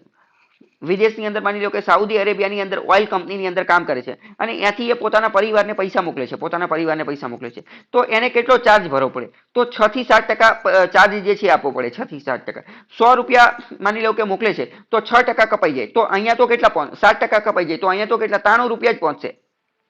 પરંતુ જ્યારે બ્લોકચેન ટેકનોલોજીનો ઉપયોગ કરીએ ને તો આ જે 7% ચાર્જ જે છે એને ઘટાડી શકાય છે. તો બ્લોકચેન એની માટે પણ મદદનું છે. હવે જો તમે ખુદ કોઈ વ્યક્તિને એવું કહો કે બ્લોકચેનનો ઉપયોગ કરો ને તો વિદેશમાંથી પૈસા ભારતમાં મોકલો, અથવા કોઈ પણ જગ્યાએ રેમિટન્સ મોકલો, રેમિટન્સમાં જે ચાર્જ લાગે એની અંદર ઘટાડો થાય. તમે કોઈ વ્યક્તિને કહો તો એની ઉપર માને ન માને, ઇટ ડઝન્ટ મેટર. પરંતુ તમે એમ કહો કે ના હું નથી કહેતો. વર્લ્ડ બેંક પોતાના રેમિટન્સ પ્રાઇસ વર્લ્ડ વાઇડ 2020 રિપોર્ટની અંદર એને આવું કીધેલું છે. તો આ વાતની અંદર થોડું મહત્વ જે છે એ વધી જાય. તો તમારે પણ મેન્સમાં લખતા હોય તો તમારે આ લખવાનું કે બ્લોકચેન ટેકનોલોજી. તો વર્લ્ડ બેંકે પોતાના રેમિટન્સ પ્રાઇસ રિપોર્ટની અંદર ખુદ એડમિટ કરેલું છે શું કે બ્લોકચેનનો ઉપયોગ કરીએ તો ટ્રાન્ઝેક્શન કોસ્ટની અંદર ઘટાડો થઈ શકે. બરાબર, ખ્યાલ આવ્યો? હા, પછી વાત કરીએ bill of rights. Bill of rights શું છે એ આપણે થોડું સમજીએ. એક સંગઠન છે WEF, વર્લ્ડ ઇકોનોમિક ફોરમ. આ એક પ્રકારનું એનજીઓ છે, એટલે કે નોન ગવર્મેન્ટલ ઓર્ગેનાઇઝેશન. સરકારની એની અંદર કોઈ ભાગીદારી છે નહીં, સરકારને કઈ લેવા દેવા નહીં. ઇન કોલોજીની જીનેવા, સ્વિટ્ઝરલેન્ડ જીનેવાની અંદર જે છે એનું શું છે હેડક્વાર્ટર ને એ બધું છે. મે 2020 ની અંદર એણે એક પ્રકારનું ડોક્યુમેન્ટ રજૂ કર્યું, એક પ્રકારનું કાગળિયું રજૂ કર્યું, બ્લોકચેન બિલ ઓફ રાઇટ્સ, કે બ્લોકચેન બિલ ઓફ રાઇટ્સ એટલે કે આ એક પ્રકારનો અધિકાર છે, રાઇટ એટલે કે અધિકાર. ડોક્યુમેન્ટ, આ ડોક્યુમેન્ટની અંદર શું આપેલું છે કે document talks about rights of accountability. Accountability એટલે કે જવાબદેહિતા, કોઈની જવાબદારી જે છે એ. ટ્રાન્સપરન્સી એટલે કે પારદર્શિતા. Data privacy, data protection. ટૂંકમાં એમાં એવી વાત કરવામાં આવી કે બ્લોકચેન બિલ ઓફ રાઇટ્સ, આની અંદર વર્લ્ડ ઇકોનોમિક ફોરમે એ બધી વાત કરી કે ક્રિપ્ટોકરન્સીની અંદર અથવા બ્લોકચેન ટેકનોલોજીનો એ બધાનો ઉપયોગ કરતા હોય ત્યારે કોની કોની એકાઉન્ટેબિલિટી રહેશે, એટલે કે આની અંદર તમે ટ્રાન્ઝેક્શન કરો છો, લેવડ દેવડ કરો છો, વહીવટ કરો છો, તો આની જવાબદારી કોની રહેશે, જવાબદેહિતા કોની રહેશે, આની અંદરની ટ્રાન્સપરન્સી, પારદર્શિતા કેવી રહેશે, આની અંદર જે ડેટા સ્ટોરેજ થશે, જે માહિતી લેવડ દેવડ ટ્રાન્ઝેક્શન સ્ટોર કરવામાં આવશે તો એમાં જે તે વ્યક્તિની પ્રાઇવસી જળવાશે કે નહીં જળવાશે, ડેટાનું સંરક્ષણ, પ્રોટેક્શન કઈ રીતે કરવામાં આવશે, એ બધું આ વર્લ્ડ ઇકોનોમિક ફોરમે પોતાના રિપોર્ટની અંદર જણાવ્યું. આપણે ડિટેલમાં જાણવાની જરૂર નથી, ખાલી જણાવ્યું એટલું ઓકે છે. આનો ઉદ્દેશ્ય શું હતો? આનો ઉદ્દેશ્ય એવો હતો કે એક રીતે ગ્લોબલ સ્ટાન્ડર્ડ, વૈશ્વિક ધારાધોરણ સેટ કરી શકાય વેબ ડેવલપર માટે. કયા વેબ ડેવલપર? કે જે બ્લોકચેન ઉપર કામ કરે છે અથવા બ્લોકચેનનો ઉપયોગ કરીને વેબસાઇટ, એપ્લિકેશન, પોર્ટલ ને એવું બધું બનાવે છે, અથવા કોર્પોરેટ ઉદ્યોગ જગતના લોકો અથવા સરકાર કે જે બ્લોકચેનનો ઉપયોગ કરી અને આ પ્રકારની વસ્તુ બનાવે છે. તો આ બધાને એક રીતે રફ આઈડિયા આવે, એક પ્રકારનું ધારાધોરણ ખબર પડે કે આપણે બ્લોકચેનના આધારે, આપણે હમણાં જોયું કે આરબીઆઈ જે છે, આરબીઆઈની એક ઇન્સ્ટિટ્યુશન, સંસ્થા કામ કરી રહી છે કે બ્લોકચેનનો ઉપયોગ કરી અને ડિજિટલ પેમેન્ટને કઈ રીતે પ્રમોટ કરી શકાય, બરાબર? તો કંઈક ધારાધોરણ તો હોવા જોઈએ ને. તો આ બધા લોકો જે બનાવતા હોય તો એ આ ડોક્યુમેન્ટને રિફર કરી શકે છે, WEF નું બ્લોકચેન બિલ ઓફ રાઇટ. એમાં આપેલું છે કે આપણે જે કોઈ પણ ટેકનોલોજી બનાવીએ તો data protection, data privacy, transparency, accountability, આ બધુંનું ધ્યાન રાખવાનું. ઓકે, એટલે આનો મુખ્ય ઉદ્દેશ્ય એ છે. But World Economic Forum is not a big body as United Nation. પરંતુ WEF જે છે એ બહુ મોટી બોડી નથી. And this report is not as great. અને આ રિપોર્ટ પણ એટલો બધો ગ્રેટ નથી, એટલે આને આપણે ડિટેલમાં સમજતા નથી. પરંતુ ખાલી આપણે આ એક એટલા માટે યાદ રાખવાનું છે કે આ એક રીતનું ગ્લોબલ સ્ટાન્ડર્ડ, વૈશ્વિક ધારાધોરણ જે છે એ સેટ કરવાની કોશિશ કરે છે. તમે એક વસ્તુ સમજો, ગમે એ વસ્તુ આપણે બનાવતા હોય તો આપણે કોઈ એક ધારાધોરણ તો હોવું જ જોઈએ. જેમ કે વાત કરીએ કે ભારતે પોતાનું બંધારણ બનાવેલું હતું, ભારતે પોતાનું બંધારણ બનાવ્યું, તો પહેલા આપણે બંધારણ કઈ રીતે બનાવ્યું? તો બાબા સાહેબ આંબેડકરને વિશ્વના અને ભારતના બીજા જે બંધારણ નિર્માતાઓ હતા એ બધાએ શું કર્યું? પહેલા વિશ્વના બીજા અન્ય બંધારણોનું સ્ટડી કર્યું, એનો અભ્યાસ કર્યો. એ બધા બંધારણની અંદરથી જે સારી વસ્તુ હતી એ એક્સટ્રેક્ટ કરી, એને સ્પોન્જ દ્વારા, વાદળી દ્વારા જે છે એ ચૂસવાની કોશિશ કરી અને એનું એક લિસ્ટ બનાવ્યું. પછી જવાહરલાલ નહેરુએ એક ડ્રાફ્ટ તૈયાર કર્યો. એ ડ્રાફ્ટ મુખ્યત્વે શું હતો? તો કે ઓબ્જેક્ટિવ રિઝોલ્યુશન, કે જેને આગળ જતા આપણે નામ આપ્યું પ્રિએમ્બલ, એટલે કે આમુખ. આમુખની અંદર અમુક વસ્તુ લખી, કઈ? સોવરેનિટી, સાર્વભૌમત્વ, ડેમોક્રેટિક એટલે કે લોકશાહી, રિપબ્લિક એટલે કે પ્રજાસત્તાક. પછી આવી બધી અમુક વસ્તુ લખી અને પછી નક્કી કર્યું કે આ પ્રિએમ્બલની અંદર જેટલા શબ્દો લખેલા છે આ શબ્દોની આજુબાજુ આપણે જે છે આપણું બંધારણ બનાવવાનું છે. એટલે ટૂંકમાં આજે પ્રિએમ્બલ, આમુખ જે છે એ આપણું શું થઈ ગયું? એ એક પ્રકારનું સ્ટાન્ડર્ડ, એ એક પ્રકારનું ધારાધોરણ નક્કી થયું કે આની આજુબાજુમાં આપણે જે છે રમવાનું છે, આની આજુબાજુમાં બનાવવાનું છે. તો એવી રીતે આ વર્લ્ડ ઇકોનોમિક ફોરમે પણ એક પ્રકારનું ગ્લોબલ સ્ટાન્ડર્ડ, વૈશ્વિક ધારાધોરણ નક્કી કરવાની કોશિશ કરી જે લોકો બ્લોકચેન ટેકનોલોજીની અંદર વર્ક કરતા હોય એની માટે, બરાબર? કે આખો ટોપિક શું છે, ખ્યાલ આવ્યો?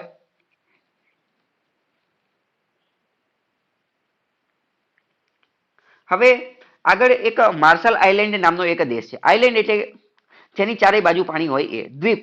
આઇલેન્ડ એટલે શું? દ્વીપ. તો માર્શલ આઇલેન્ડ નામનો એક ખૂબ નાનો દ્વીપ છે, એની કેપિટલ છે માજુરો. આ પણ ક્વેશ્ચન પૂછે છે કે માર્શલ આઇલેન્ડની કેપિટલ, તો કે માજુરો. આ સોવરેન સ્ટેટ એટલે કે સાર્વભૌમત્વ રાજ્ય બની ગયું છે, having free association with USA.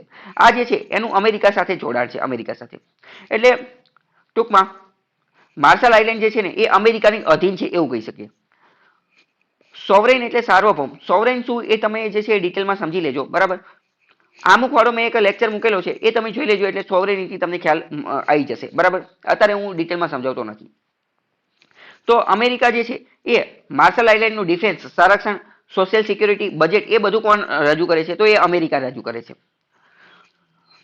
તો માર્શલ આઇલેન્ડનું અંદર લીગલ ટેન્ડર કયું છે? માર્શલ આઇલેન્ડની અંદર લીગલ ટેન્ડર છે અમેરિકાના ડોલર. કેમ? કારણ કે અમેરિકાની જ અધીન છે, એક રીતે અમેરિકાનો જ ગુલામ છે. અમેરિકા જ ત્યાંનું બધું નક્કી કરે છે, એટલે ત્યાંનું કરન્સી કઈ છે? લીગલ ટેન્ડર અમેરિકાના ડોલર. બટ 2018 ફેબ્રુઆરીની અંદર માર્શલ આઇલેન્ડ વિશ્વનો પ્રથમ એવો દેશ બની ગયો કે જેણે કીધું કે હવે જે છે એ અમે અમારી ખુદની ક્રિપ્ટોકરન્સી લોન્ચ કરીએ છીએ, અને એ પણ સોવરેન એટલે કે સાર્વભૌમ ક્રિપ્ટોકરન્સી લોન્ચ કરીએ છીએ. જેનું નામ અમે રાખીએ છીએ એસઓવી. એસઓવી એટલે કે સોવરેન. એટલે ટૂંકમાં પ્રશ્ન કોઈ પૂછે કે વિશ્વનો એવો પ્રથમ દેશ કયો છે કે જેણે પોતાની ખુદની ક્રિપ્ટોકરન્સી લોન્ચ કરી, તો એ માર્શલ આઇલેન્ડ છે. એનું નામ શું છે? સોવરેન એસઓવી. સો નાઉ ટુ લીગલ ટેન્ડર એટલે કે હવે માર્શલ આઇલેન્ડની અંદર કોઈ પણ લેવડ દેવડ માટે, ટ્રાન્ઝેક્શન માટે બે વસ્તુનો આપણે ઉપયોગ કરી શકીએ. બે લીગલ ટેન્ડર છે, એક તો અમેરિકાનું ડોલર અને એક તો એસઓવી. બરાબર, ખ્યાલ આવ્યો કે નો આવ્યો? તાજેતરમાં વિશ્વનો એક બીજો દેશ છે ઇલ સાલ્વાડોર. ઇલ સાલ્વાડોર નામના દેશ દ્વારા એવી જાહેરાત કરવામાં આવેલી છે કે બિટકોઇન જે છે, બિટકોઇન સિટી બનાવવામાં આવશે. પોતાના દેશની અંદર એક નવા પ્રકારનું બિટકોઇન સિટી બનાવવામાં આવશે. તો આ પણ એક મહત્ત્વનો લેક્ચર છે. આ મેં ઓલરેડી વિડીયો બનાવેલો છે, એ તમે યુટ્યુબમાં જોઈ લેજો એટલે તમને ખ્યાલ આવી જાય કે આખો મુદ્દો શું છે. પછી વાત કરીએ કે bolivars. Bolivars have little value in Venezuela country due to hyper inflation. Venezuela જે છે, વેનેઝુએલા નામનો એક દેશ છે સાઉથ અમેરિકા, દક્ષિણ અમેરિકા ખંડની અંદર આવેલું છે. એની કરન્સી કઈ છે? એનું ચલણી નાણું કયું છે? તો એનું ચલણી નાણું છે બોલીવર. તો વેનેઝુએલાની અંદર પણ આની પહેલા મેં તમને ગઈકાલે જ વાત કરેલી હતી કે વેનેઝુએલાની અંદર પણ હાઇપર ઇન્ફ્લેશન, ભાવ વધારો ઘણો વધી ગયો હતો.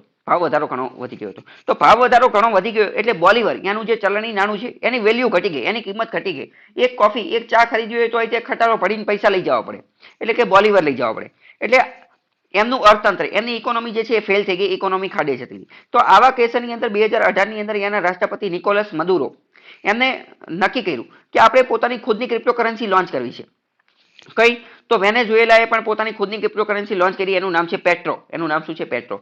Whose price is linked. અને આની જે પ્રાઇસ જે છે, આ ક્રિપ્ટોકરન્સી એની પ્રાઇસની લિંક જે છે, એ લિંક એટલે કે એને બેકઅપ આપવામાં આવશે market price of 1 litre oil. Oil જે છે, ઓઇલની સાથે એને લિંક કરવામાં આવશે. વેનેઝુએલાની અંદર ઓઇલના ઘણા બધા ભંડારો છે. એક રીતે જોઈએ તો વિશ્વના સૌથી વધુ ઓઇલના ભંડારો જે છે એ વેનેઝુએલાની અંદર છે.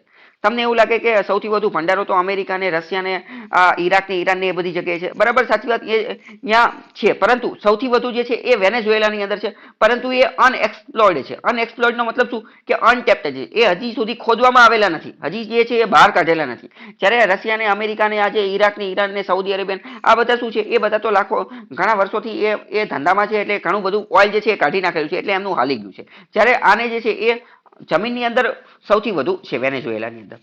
તો વેનેઝુએલાએ શું કર્યું કે ક્રિપ્ટોકરન્સી લોન્ચ કરી પેટ્રો. પરંતુ આની પાછળ બેકઅપ હશે. શું બેકઅપ હશે? કે એક પેટ્રો પાછળ એક ઓઇલ બેરલ જે છે એનું બેકઅપ હશે. હવે સમજો, કોઈ પણ વસ્તુ પાછળ બેકઅપ આપવું શા માટે જરૂરી છે? તો અત્યાર સુધીના બધા લેક્ચર જે છે એ તમે ડિટેલમાં સમજી લેશો તો તમને ખ્યાલ આવી ગયો છે કે બધી વસ્તુ પાછળ બેકઅપ આપવું જરૂરી છે. શરૂઆતમાં જ્યારે નવી જ્યારે કરન્સી નોટ છાપવામાં આવેલી હતી ત્યારે શું હતું? તો ત્યારે મેં તમને કીધું હતું કે 1000 રૂપિયાની કરન્સી નોટ જે છે, 1000 રૂપિયાની કરન્સી નોટ, આની ઉપરથી તમે વિશ્વાસ ગુમાવો તો આરબીઆઈ પાસે જાઓ તો શું કરે? આરબીઆઈ 1000 રૂપિયાની મૂલ્યનું ગોલ્ડ, સોનું જે છે એ તમને આપી દે. તો એ જ વસ્તુ અહીંયા છે.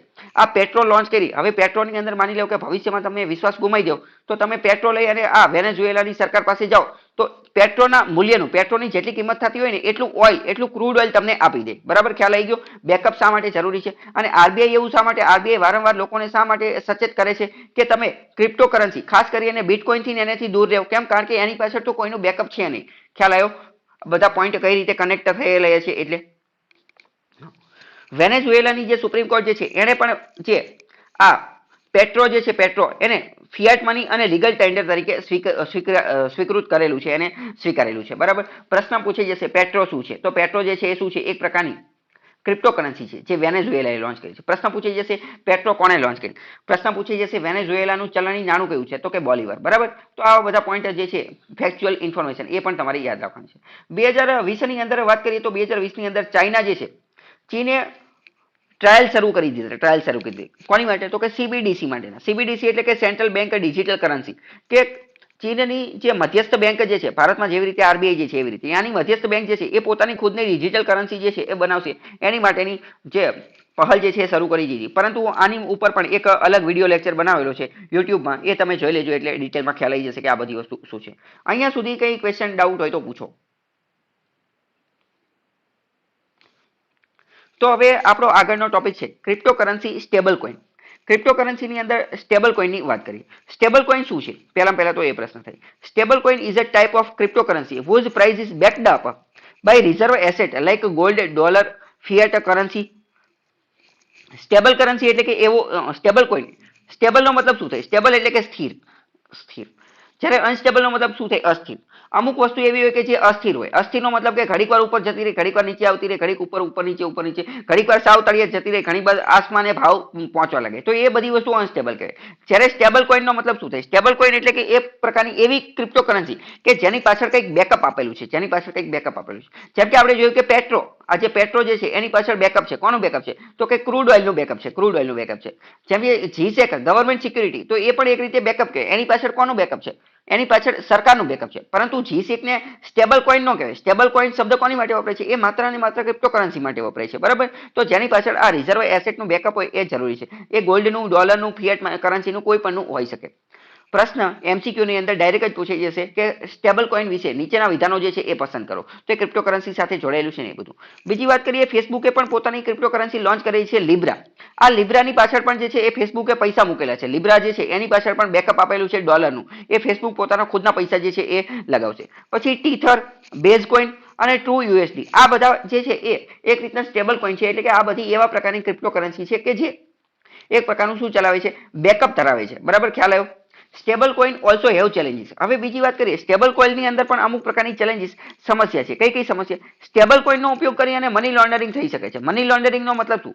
મની લોન્ડરિંગનો મતલબ એ થાય કે બ્લેક મનીને વ્હાઇટ મનીમાં કન્વર્ટ કરો. પ્રશ્ન થાય કે બ્લેક મનીને વ્હાઇટ મનીમાં કઈ રીતે કન્વર્ટ કરી શકાય? એકદમ સાદામાં સાદું ઉદાહરણ આપું.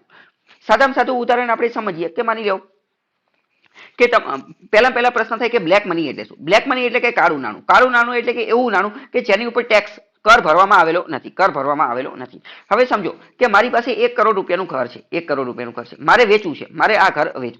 બરાબર? તમે લેવા માટે તૈયાર છો. તો તમે શું કરશો? તમે મને 1 કરોડ રૂપિયા આપશો અને હું તમને ઘર વેચી દઈશ. પરંતુ આવા કેસની અંદર શું કરશું? તમે મને જો 1 કરોડ આપશો, તો આપણે બંને 1 કરોડ રૂપિયાનો ટેક્સ કર ભરવો પડશે. પરંતુ માની લો કે આપણે જે વેચીએ છીએ તો વેચવાનો જે દસ્તાવેજ અથવા તો જે ઘરના, ફ્લેટના, બંગલાના જે કાગળિયા જે છે એ કાગળિયાની અંદર આપણે 1 કરોડ નથી રાખતા, પરંતુ માની લો કે 80 લાખનો તે વહીવટ દેખાડીએ છીએ. જ્યારે બાકીના 20 લાખ જે છે એ તમે મને કેશ રોકડા આપી દેવ છો. જ્યારે આપણે જે વહીવટ દેખાડીએ છીએ, ટ્રાન્ઝેક્શન દેખાડીએ છીએ, એ માત્ર 80 લાખનું દેખાડીએ છીએ. તો ટેક્સ કેટલા ઉપર ભરવો પડશે? ખાલી 80 લાખ ઉપર જ. તમારે અને મારે 80 લાખ ઉપર જ ટેક્સ ભરવો પડશે. તો હવે જે બાકીના 20 લાખ રૂપિયા જે છે ને એ હવે શું બની ગયું? એ બ્લેક મની બની ગયું, કાળું નાણું બની ગયું. એટલે કેવું નાણું કે જેની ઉપર ટેક્સ નથી ભરેલો. અત્યારે આપણે આ એક સાદા ઉદાહરણથી સમજેલા એવી રીતે, બરાબર? જનરલી આવું ક્યારે બને? કેશમાં, રોકડમાં જ્યારે ટ્રાન્ઝેક્શન થતું હોય ત્યારે બને. હવે મની લોન્ડરિંગનો મતલબ શું? કે બ્લેક મની જે છે, એને વ્હાઇટ મનીમાં કન્વર્ટ કરી દેવું. હવે એ કઈ રીતે થાય એ પણ હું તમને એકદમ સાદા ઉદાહરણ દ્વારા સમજાવું. સાદું ઉદાહરણ કઈ રીતે? મેં તમને અત્યારે તો આપણે 20 લાખ રૂપિયા જે છે એ બ્લેક મની બની ગયું. આ ફ્લેટના એક્ઝામ્પલ, બંગલાના એક્ઝામ્પલ દ્વારા જોયું એવી રીતે. હવે લોકો શું કરે? લોકો હવાલા ટ્રાન્ઝેક્શન કરે. હવાલા ટ્રાન્ઝેક્શનના માધ્યમથી આ 20 લાખ રૂપિયા જે છે એ વિદેશમાં મોકલવામાં આવે. હવાલા ટ્રાન્ઝેક્શન એટલે શું? હવાલા ટ્રાન્ઝેક્શન જે છે એ એક પ્રકારનું આંગળિયું છે. આંગળિયાની વાત સાંભળેલી છે? આંગળિયું આપણે ગુજરાતમાં જોવા મળે છે. આંગળિયાની અંદર કેવું હોય અથવા હવાલા ટ્રાન્ઝેક્શનની અંદર કેવું હોય? બંને એક જ પ્રકારની વસ્તુ છે. અમુક પ્રકારના હવાલા એજન્ટ હોય અથવા આંગળિયાની અંદર પણ અમુક પ્રકારના એજન્ટ હોય. આ એજન્ટ પાસે જવાનું, બરાબર? માની લો કે ભારતની અંદર, રાજકોટની અંદર, અમદાવાદની અંદર, આ બધી જગ્યાએ આમના એજન્ટ હોય. તો એ નામનો એજન્ટ છે. એ નામના એજન્ટની પાસે જવાનું અને કહેવાનું કે હું તમને 20 લાખ રૂપિયા આપું છું. આ 20 લાખ રૂપિયા ફલાણા દેશની અંદર મોકલી દે. માની લો કે માલદીવની અંદર મોકલી દે. માલદીવની અંદર એ નામનો વ્યક્તિ, માલદીવની અંદર બી નામનો વ્યક્તિ છે, એને મોકલવાનું છે. આ બી વ્યક્તિ, આ એનું નામ, આ બી વ્યક્તિનો મોબાઈલ નંબર, એનું ઈમેલ એડ્રેસ અને આ એના ઘરનું સરનામું. આને જે છે આ 20 લાખ રૂપિયા મળી જવા જોઈએ.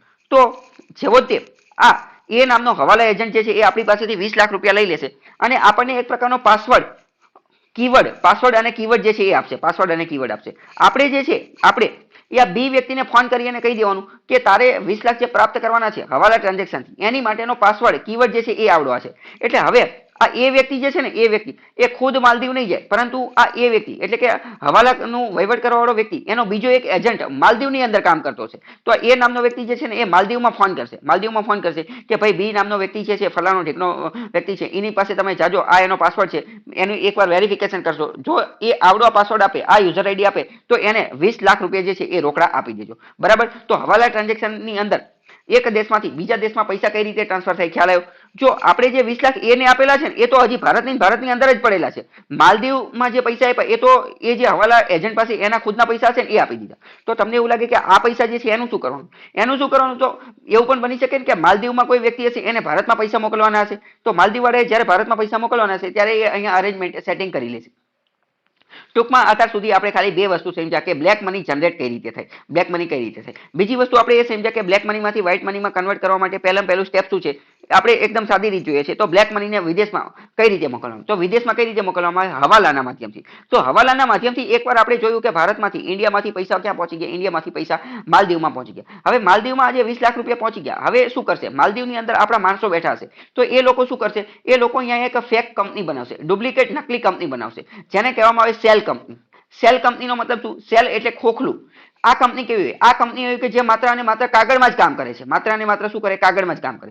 હવે આ કંપની ભારતની અંદર આ સેલ કંપની હશે, બરાબર, સેલ કંપની હશે. હવે ભારતની અંદર આપણે જે પૈસા મોકલેલા છે તો આપણે પણ ભારતની અંદર એકાદી કંપની બનાવશું, આપણે પણ શું કરશું, ભારતની અંદર એકાદી કંપની બનાવશું, ભારતની અંદર એકાદી કંપની. હવે શું કરશે, માલદીવની આ જે સેલ કંપની જે છે ને એ 20 લાખ રૂપિયાનું રોકાણ કરશે ભારતની અંદર, એફડીઆઈ ના માધ્યમથી, ફોરેન ડાયરેક્ટ ઇન્વેસ્ટમેન્ટના માધ્યમથી, અથવા તો એફપીઆઈ ના માધ્યમથી, કોઈ પણના માધ્યમથી જે છે એ ટ્રાન્ઝેક્શન કરશે ભારત સરકારની પરવાનગી લઈને, આરબીઆઈ ની પરવાનગી લઈને, કે હું આ ફલાણી ઢેકણી કંપનીની અંદર આટલા પૈસા જે છે એ રોકાણ કરું છું. વિદેશમાંથી આ પ્રકારનું રોકાણ આવતું હોય ત્યારે એવું કોઈ વધારે ડિટેલ એવું બધું ચેક કરવામાં આવે નહીં. તો ટૂંકમાં જે 20 લાખ રૂપિયા આપણે અહીંયા મોકલેલા હતા એ સેલ કંપનીના માધ્યમથી ભારતની અંદર આવી ગયા. હવે તમને પ્રશ્ન થાય કે બરાબર, હવે આ કંપનીએ પણ પ્રોફિટ ને લોસ ને એવું બધું બતાવવું પડશે, અથવા તો આ કંપનીમાંથી પણ આપણે પૈસા ઉપાડશું તો સરકારને ખબર પડી જશે. એટલે હજી પણ એક સ્ટેપ આગળ છે. એક સ્ટેપ આગળ શું કરે કે આ જે સેલ કંપની જે છે ને એ ભવિષ્યમાં લોકો શું કરે કે આ સેલ કંપની લોસ, નુકસાનમાં બતાવે, 2-3 વર્ષ નુકસાનમાં બતાવે અને પછી કહે કે આ કંપની બહુ લોસ કરે છે, બહુ લોસ કરે છે, એટલે હવે અમે આ કંપની બંધ કરી દઈએ છીએ, અમે આ કંપની બંધ કરી દઈએ છીએ. એટલે આ 20 લાખ રૂપિયા કે જે બ્લેક મની જનરેટ થઈ ગયું હતું એ જે તે વ્યક્તિની પાસે તે પાછા આવી ગયા, બરાબર. આ મેં તમે એકદમ સાદો રસ્તો સમજાવ્યો, તો ખ્યાલ આવ્યો તમને કે બધું કઈ રીતે વર્ક કરે છે રાખવાની છે. હવે ભવિષ્યમાં હું ગમે ત્યારે વાત કરું મની લોન્ડરિંગની, તો તમારે સમજી જવાનું મની લોન્ડરિંગ એટલે કે બ્લેક મનીમાંથી વ્હાઇટ મનીમાં કન્વર્ટ કરવું. બ્લેક મનીમાંથી વ્હાઇટ મનીમાં કન્વર્ટ કઈ રીતે થાય અત્યારે તો મેં તમને ડિટેલમાં સમજાવી દીધું, બરાબર, કે મની લોન્ડરિંગ કઈ રીતે થાય છે એ જે મેં તમને ઉદાહરણ દ્વારા સમજાવી દીધું. પછી હવે હું તમને કહી દઉં કે ટેક્સ ઇવેઝન, ટેક્સની ચોરી કઈ રીતે થાય, તો એ પણ મેં તમને ઉદાહરણ દ્વારા સમજાવી દીધું કે 1 કરોડનો ફ્લેટ હતો કે બંગલો હતો, તો એમાં 80 લાખનો દસ્તાવેજ બનાવ્યો અથવા 80 લાખનો તે ટ્રાન્ઝેક્શન બતાવ્યું, તો 20 લાખની ટેક્સ ઇવેઝન, 20 લાખની ટેક્સ ચોરી, કર ચોરી જે છે એ થઈ ગઈ, બરાબર. તો હવે આ વારંવાર હું તમને સમજાવીશ નહીં, હું આ બધા કીવર્ડ બોલીશ, money laundering, black money, white money, એટલે તમે ઓટોમેટિક સમજી જજો. ઓકે, ખ્યાલ આવ્યો. હવે સ્ટેબલ કોઈનની અંદર આપણે સમજતા હતા કે સ્ટેબલ કોઈનની પણ અમુક ચેલેન્જીસ છે. શું કે સ્ટેબલ કોઈનનો ઉપયોગ કરીને પણ મની લોન્ડરિંગ થઈ શકે છે. મની લોન્ડરિંગ તો ગમે રીતે થઈ શકે. સ્ટેબલ કોઈનનો ઉપયોગ જે છે એ ટેરર ફાઇનાન્સિંગની અંદર થઈ શકે છે. Lack of consumer protection, terror આ જે સ્ટેબલ કોઈન જે છે એમાં પણ કન્ઝ્યુમર ઉપભોક્તાનું કોઈ પ્રોટેક્શન, સંરક્ષણ રહેતું નથી. સ્ટેબલ કોઈનમાં પણ ફાઇનાન્શિયલ ફ્રોડ થઈ શકે છે. તો આ બધું જે છે એ ક્રિપ્ટોકરન્સીમાં પણ આ જ બધી સમસ્યા હતી અને આ જ બધી સમસ્યા સ્ટેબલ કોઈનની અંદર પણ રહેલી છે. ડિસેમ્બર 2019ની અંદર યુરોપિયન યુનિયને અનાઉન્સમેન્ટ, જાહેરાત કરેલી કે no stable coin shall be allowed in EU until we frame law for it. European યુનિયનની અંદર કોઈ પણ પ્રકારનો જે છે એ સ્ટેબલ કોઈન ચાલશે નહીં જ્યાં સુધી અમે એનો કાયદો ન બનાવી નાખીએ ત્યાં સુધી. જૂન 2019ની અંદર G20 ની મીટિંગ હતી ઓસાકા, જાપાનની અંદર. ત્યાં બધા લીડર ભેગા થયા અને એમને પણ આ જ પ્રકારના પ્રિકોશન, આ જ પ્રકારની જે છે એ કોશન એટલે કે જે તકેદારી જે છે એ લોન્ચ કરી. કેવી કે સ્ટેબલ કોઈનની અંદર પણ એટલું બધું જે છે એ રિસ્ક લેવાનું નહીં, બરાબર. હવે આપણે જોઈએ કે ક્રિપ્ટોકરન્સી જોઈ લીધું, ક્રિપ્ટોકરન્સી પછી સ્ટેબલ કોઈન જોઈ લીધું. સ્ટેબલ કોઈન એટલે કે જેની પાસે કોઈનું બેકઅપ હોય એ. તો એવા જ પ્રકારની એક સ્ટેબલ કોઈન છે ફેસબુકની લિબ્રા. ફેસબુક ખૂબ સારી એવી જાણીતી કંપની છે, તો આપણે લિબ્રા વિશે થોડી વાત કરી લઈએ. લિબ્રા શું છે, એ બ્લોકચેન ઉપર કામ કરતી ક્રિપ્ટોકરન્સી છે. બ્લોકચેન ઉપર કામ કરતી ક્રિપ્ટોકરન્સી 2020ની અંદર ફેસબુકે જે છે એ લોન્ચ કરેલી હતી. ફેસબુકની હકીકતમાં ફેસબુકે નથી લોન્ચ કરી, પરંતુ ફેસબુકની જે એક કંપની છે કેલિબ્રા, તો કેલિબ્રાએ લોન્ચ કરેલી હતી. અને આની પાછળની પ્રોગ્રામિંગ લેંગ્વેજ હતી મૂવ. આની પાછળની પ્રોગ્રામિંગ લેંગ્વેજ હતી મૂવ. આ બધું કેમ જાણવું જરૂરી છે, કારણ કે પ્રશ્ન ડાયરેક્ટ પૂછાઈ જશે કે લિબ્રા બાબતે નીચેના વિધાનો પસંદ કરો. પ્રશ્ન પહેલું વિધાન આપી જશે કે લિબ્રા જે છે એ ફેસબુકની એક સબસિડરી કંપની કેલિબ્રાએ લોન્ચ કરેલી છે. લિબ્રાની જે પ્રોગ્રામિંગ લેંગ્વેજ જે છે એ મૂવ છે, બરાબર. આવું પૂછાઈ જાય છે. પછી બીજી વાત કરીએ વિઝા. વિઝા એક પ્રકારનું પેમેન્ટ ગેટવે છે. એ આપણે પેમેન્ટ ગેટવે વાળા લેક્ચરમાં ડિટેલમાં જોઈ લીધું છે. ઉબર નામની એક કંપની છે, ટેક્સી ને એ બધું ભાડે આપે છે. પેપલ પણ એક પેમેન્ટ સાથે જોડાયેલી એક કંપની છે. પેયુ પણ એક પેમેન્ટ સાથે જોડાયેલી કંપની છે. અને આવી બીજી અલગ અલગ કંપની જે છે એ બધી કંપની અને ફેસબુક, આ બધી કંપનીએ ભેગા થઈ અને એક પ્રોજેક્ટ બનાવ્યો અને એ પ્રોજેક્ટની અંદર નક્કી કર્યું કે આપણે બધા ભેગા થઈ અને રોકાણ કરશું, આપણે બધા ભેગા થઈ અને ઇન્વેસ્ટમેન્ટ કરશું. કોની માટે, તો કે આ લિબ્રા કરન્સી બનાવવા માટે. લિબ્રા જે છે એ ક્રિપ્ટોકરન્સી બનાવવા માટે. But later some of this co partners left, પરંતુ પછી આગળ જતા આમાંના અમુક પાર્ટનર નીકળી ગયા. એ આપણી માટે મહત્વનું નથી કે કોણ નીકળ્યું, કોણે કેટલા પૈસા આપ્યા હતા. ખાલી આપણે આ જે મેઇન પોઈન્ટ જે છે એ યાદ રાખવાનું. Unlike Bitcoin, this Libra coin exchange rate will be stable. Bitcoin નો એક્સચેન્જ રેટ જે છે એ અનસ્ટેબલ છે. અસ્થિર છે. કેમ? કારણ કે ઘડીકવાર આસમાને જતું રહે, ઘડીકવાર નીચે અને ઉપર નીચે થતું રહે.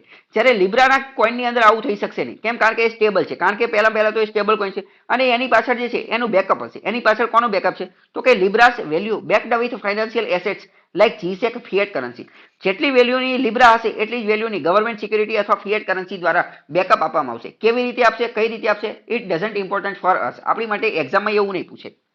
બીજી વાત કરીએ કે you can buy Libra with fiat money. Libra જે છે આપણે ખરીદી શકીએ છીએ કોના માધ્યમથી? ફિએટ મનીના માધ્યમથી. લિબ્રા જે છે એ કેલિબ્રા વોલેટની અંદર સ્ટોર કરવામાં આવે છે. Libra can also be reconverted into fiat money. લિબ્રાને ફરીથી આપણા જે ઓરિજિનલ પૈસા રૂપિયાની અંદર કન્વર્ટ કરી શકીએ છીએ. આનો ઉપયોગ શું થઈ શકશે? તો કે લિબ્રાનો ઉપયોગ જે છે એ વોટ્સએપના માધ્યમથી જે છે પૈસા ટ્રાન્સફર કરવામાં થઈ શકશે. વોટ્સએપ એ પણ ફેસબુકની જ કંપની છે. આનો ઉપયોગ ઓનલાઈન શોપિંગમાં પણ થઈ શકશે. All this may happen only if regulator permits. પરંતુ આ બધું ત્યારે જ શક્ય છે જ્યારે બધા રેગ્યુલેટર જે છે એ પરમિશન આપે. એવું પણ બની શકે કે વોટ્સએપ આખા વિશ્વમાં ચાલે છે, બરાબર? તો અમેરિકાની અંદર જે છે એ આ લિબ્રાની પરમિશન આપી દે, પરંતુ ભારતમાં લિબ્રાની પરમિશન ન આપે તો ભારતની અંદર એનો ઉપયોગ ન થઈ શકે. એટલે કે દેશ પ્રમાણે પણ એ લાગુ પડી શકે છે. But France says we will not allow it in Europe. ફ્રાન્સે કીધું કે અમે યુરોપમાં આનો ઉપયોગ નહીં કરવા દઈએ, બરાબર? તો આ દેશ પ્રમાણે અને એની ગાઈડલાઈન પ્રમાણે અલગ અલગ વસ્તુ હોઈ શકે, પરંતુ આ પ્રકારની કંઈક ચીજો જે છે એ ચાલે છે. હવે આગળનો ટોપિક છે CBDC, central bank digital currency. એટલે કે માની લો કે કોઈ ડિજિટલ કરન્સી જે છે એ કોઈ જે તે દેશની સેન્ટ્રલ બેંક, કેન્દ્રીય બેંક દ્વારા જ બનાવવામાં આવે તો આવો વિચાર લોકોને કેમ આવ્યો, અથવા તો આવો વિચાર બેંકને અથવા દેશને કેમ આવ્યો? તો સિમ્પલ વસ્તુ છે, આ બિટકોઇન જેવી વસ્તુ બનાવી દીધી તો પછી જે છે એ આ વિચાર આવી ગયો. હવે સમજો કે હા, આગળ મારે તમને એક વાત કહેવાની હતી જે રહી ગઈ છે અત્યારે હું કહું. આની પહેલા હમણાં મેં તમને એક વસ્તુ સમજાવેલી હતી કે જ્યારે આપણી પાસે સજેશન પૂછવામાં આવે કે આ વસ્તુને બેન મૂકવો જોઈએ, પ્રતિબંધ મૂકવો જોઈએ કે એને ચાલુ રહેવા દેવી જોઈએ, તો આવા કેસની અંદર આપણે શું કહેવાનું? આવા કેસની અંદર પહેલા મેં તમને કીધું કે પહેલા એના ફાયદા જણાવવાના, પહેલા એના નુકસાન જણાવવાના અને પછી લાસ્ટમાં કન્ક્લુઝન આપવાનું. કન્ક્લુઝન એટલે કે નિષ્કર્ષ આપવાનો. કન્ક્લુઝનની અંદર તમારે જે છે એ મધ્યમ માર્ગ જણાવવાનો. બુદ્ધ ભગવાને જે આપેલો છે મધ્યમ માર્ગ. મધ્યમ માર્ગની અંદર તમારે મોટે ભાગે એવું કરવાનું કે આની ઉપર 100% પ્રતિબંધ મૂકવો જોઈએ. પહેલા તો શું? બ્લેન્કેટ બેન, 100% પ્રતિબંધ મૂકવો જોઈએ. પરંતુ આની ઉપર પહેલા તો પ્રોપર સ્ટડી, સમગ્ર અભ્યાસ કરવો જોઈએ અને પ્રતિબંધ તો આની ઉપર ન જ મૂકવો જોઈએ. પ્રતિબંધ તો આને ન જ મૂકવો જોઈએ, પરંતુ આને રેગ્યુલેટ કરવું જોઈએ, આને નિયંત્રણમાં રાખવું જોઈએ, આને કંટ્રોલમાં રાખવું જોઈએ. તમને એવું લાગે આવું કરવાથી શું જરૂર છે? આવું કરવાની જરૂર એટલા માટે છે કારણ કે ઇતિહાસમાંથી આપણે ઘણું બધું શીખતા હોય. ઇતિહાસ સૌથી મોટો શિક્ષક છે. એની અંદરથી આપણે ઘણી બધી વસ્તુ શીખતા હોય. ઇતિહાસે આપણને અત્યાર સુધી એવું સમજાવેલું છે કે જ્યારે કોઈ પણ વસ્તુ ઉપર પ્રતિબંધ મૂકવામાં આવે ને, જ્યારે કોઈ પણ વસ્તુ ઉપર પ્રતિબંધ મૂકવામાં આવે તો એટલી એની પેરેલલ ઇકોનોમી સ્ટાર્ટ થઈ જાય. પેરેલલ ઇકોનોમી એટલે શું? એટલે કે એ ગેરકાયદેસર રીતે શરૂ થઈ જાય. જેનું જીવતું જાગતું ઉદાહરણ ગુજરાતમાં જોવા મળે છે. ગુજરાતમાં દારૂબંધી છે. ગુજરાતમાં દારૂ ઉપર પ્રતિબંધ મૂકેલો છે, પરંતુ 2 નંબરનો સૌથી વધુ દારૂ ગુજરાતમાં જ વેચાય છે, બરાબર?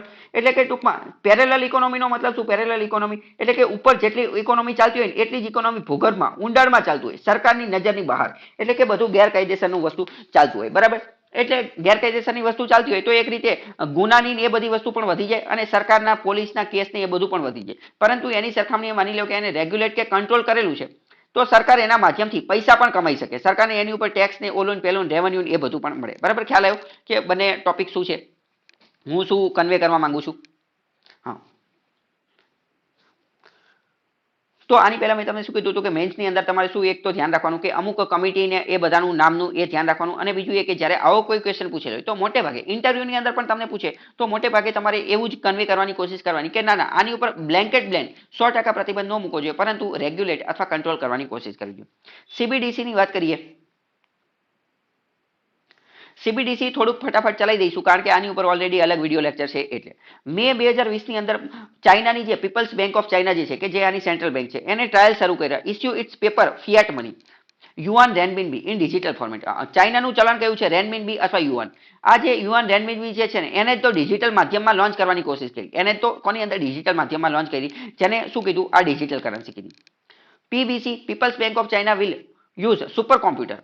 એ જે છે આની માટે સુપર કોમ્પ્યુટરનો ઉપયોગ કરશે આ પ્રકારની ડિજિટલ ફિયાટ કરન્સી બનાવવા માટે in digital format. Transfer it to recipient via e banking. અને આ જે છે એ જે તે વ્યક્તિને ઈ બેન્કિંગના માધ્યમથી જે છે એ ટ્રાન્સફર કરવામાં આવશે. જેમ કે સરકારને લોન આપવામાં આવશે, એમ્પ્લોયને પગાર આપવા માટે, આ બધી વસ્તુ માટે. યુરોપિયન સેન્ટ્રલ બેંક અને આરબીઆઈ જે છે એમને પણ આ જ પ્રકારની ઇન્ટરનલ કમિટી બનાવેલી છે કે જેના કારણે સેન્ટ્રલ બેંક ડિજિટલ કરન્સી કઈ રીતે વર્ક કરે, કઈ રીતે બનાવી શકાય એ લોન્ચ કરી શકે. આને એકદમ ઉદાહરણ દ્વારા અથવા થોડું ઇમેજિનેશન દ્વારા સમજવું હોય ને તો તમે સમજી શકો કઈ રીતે.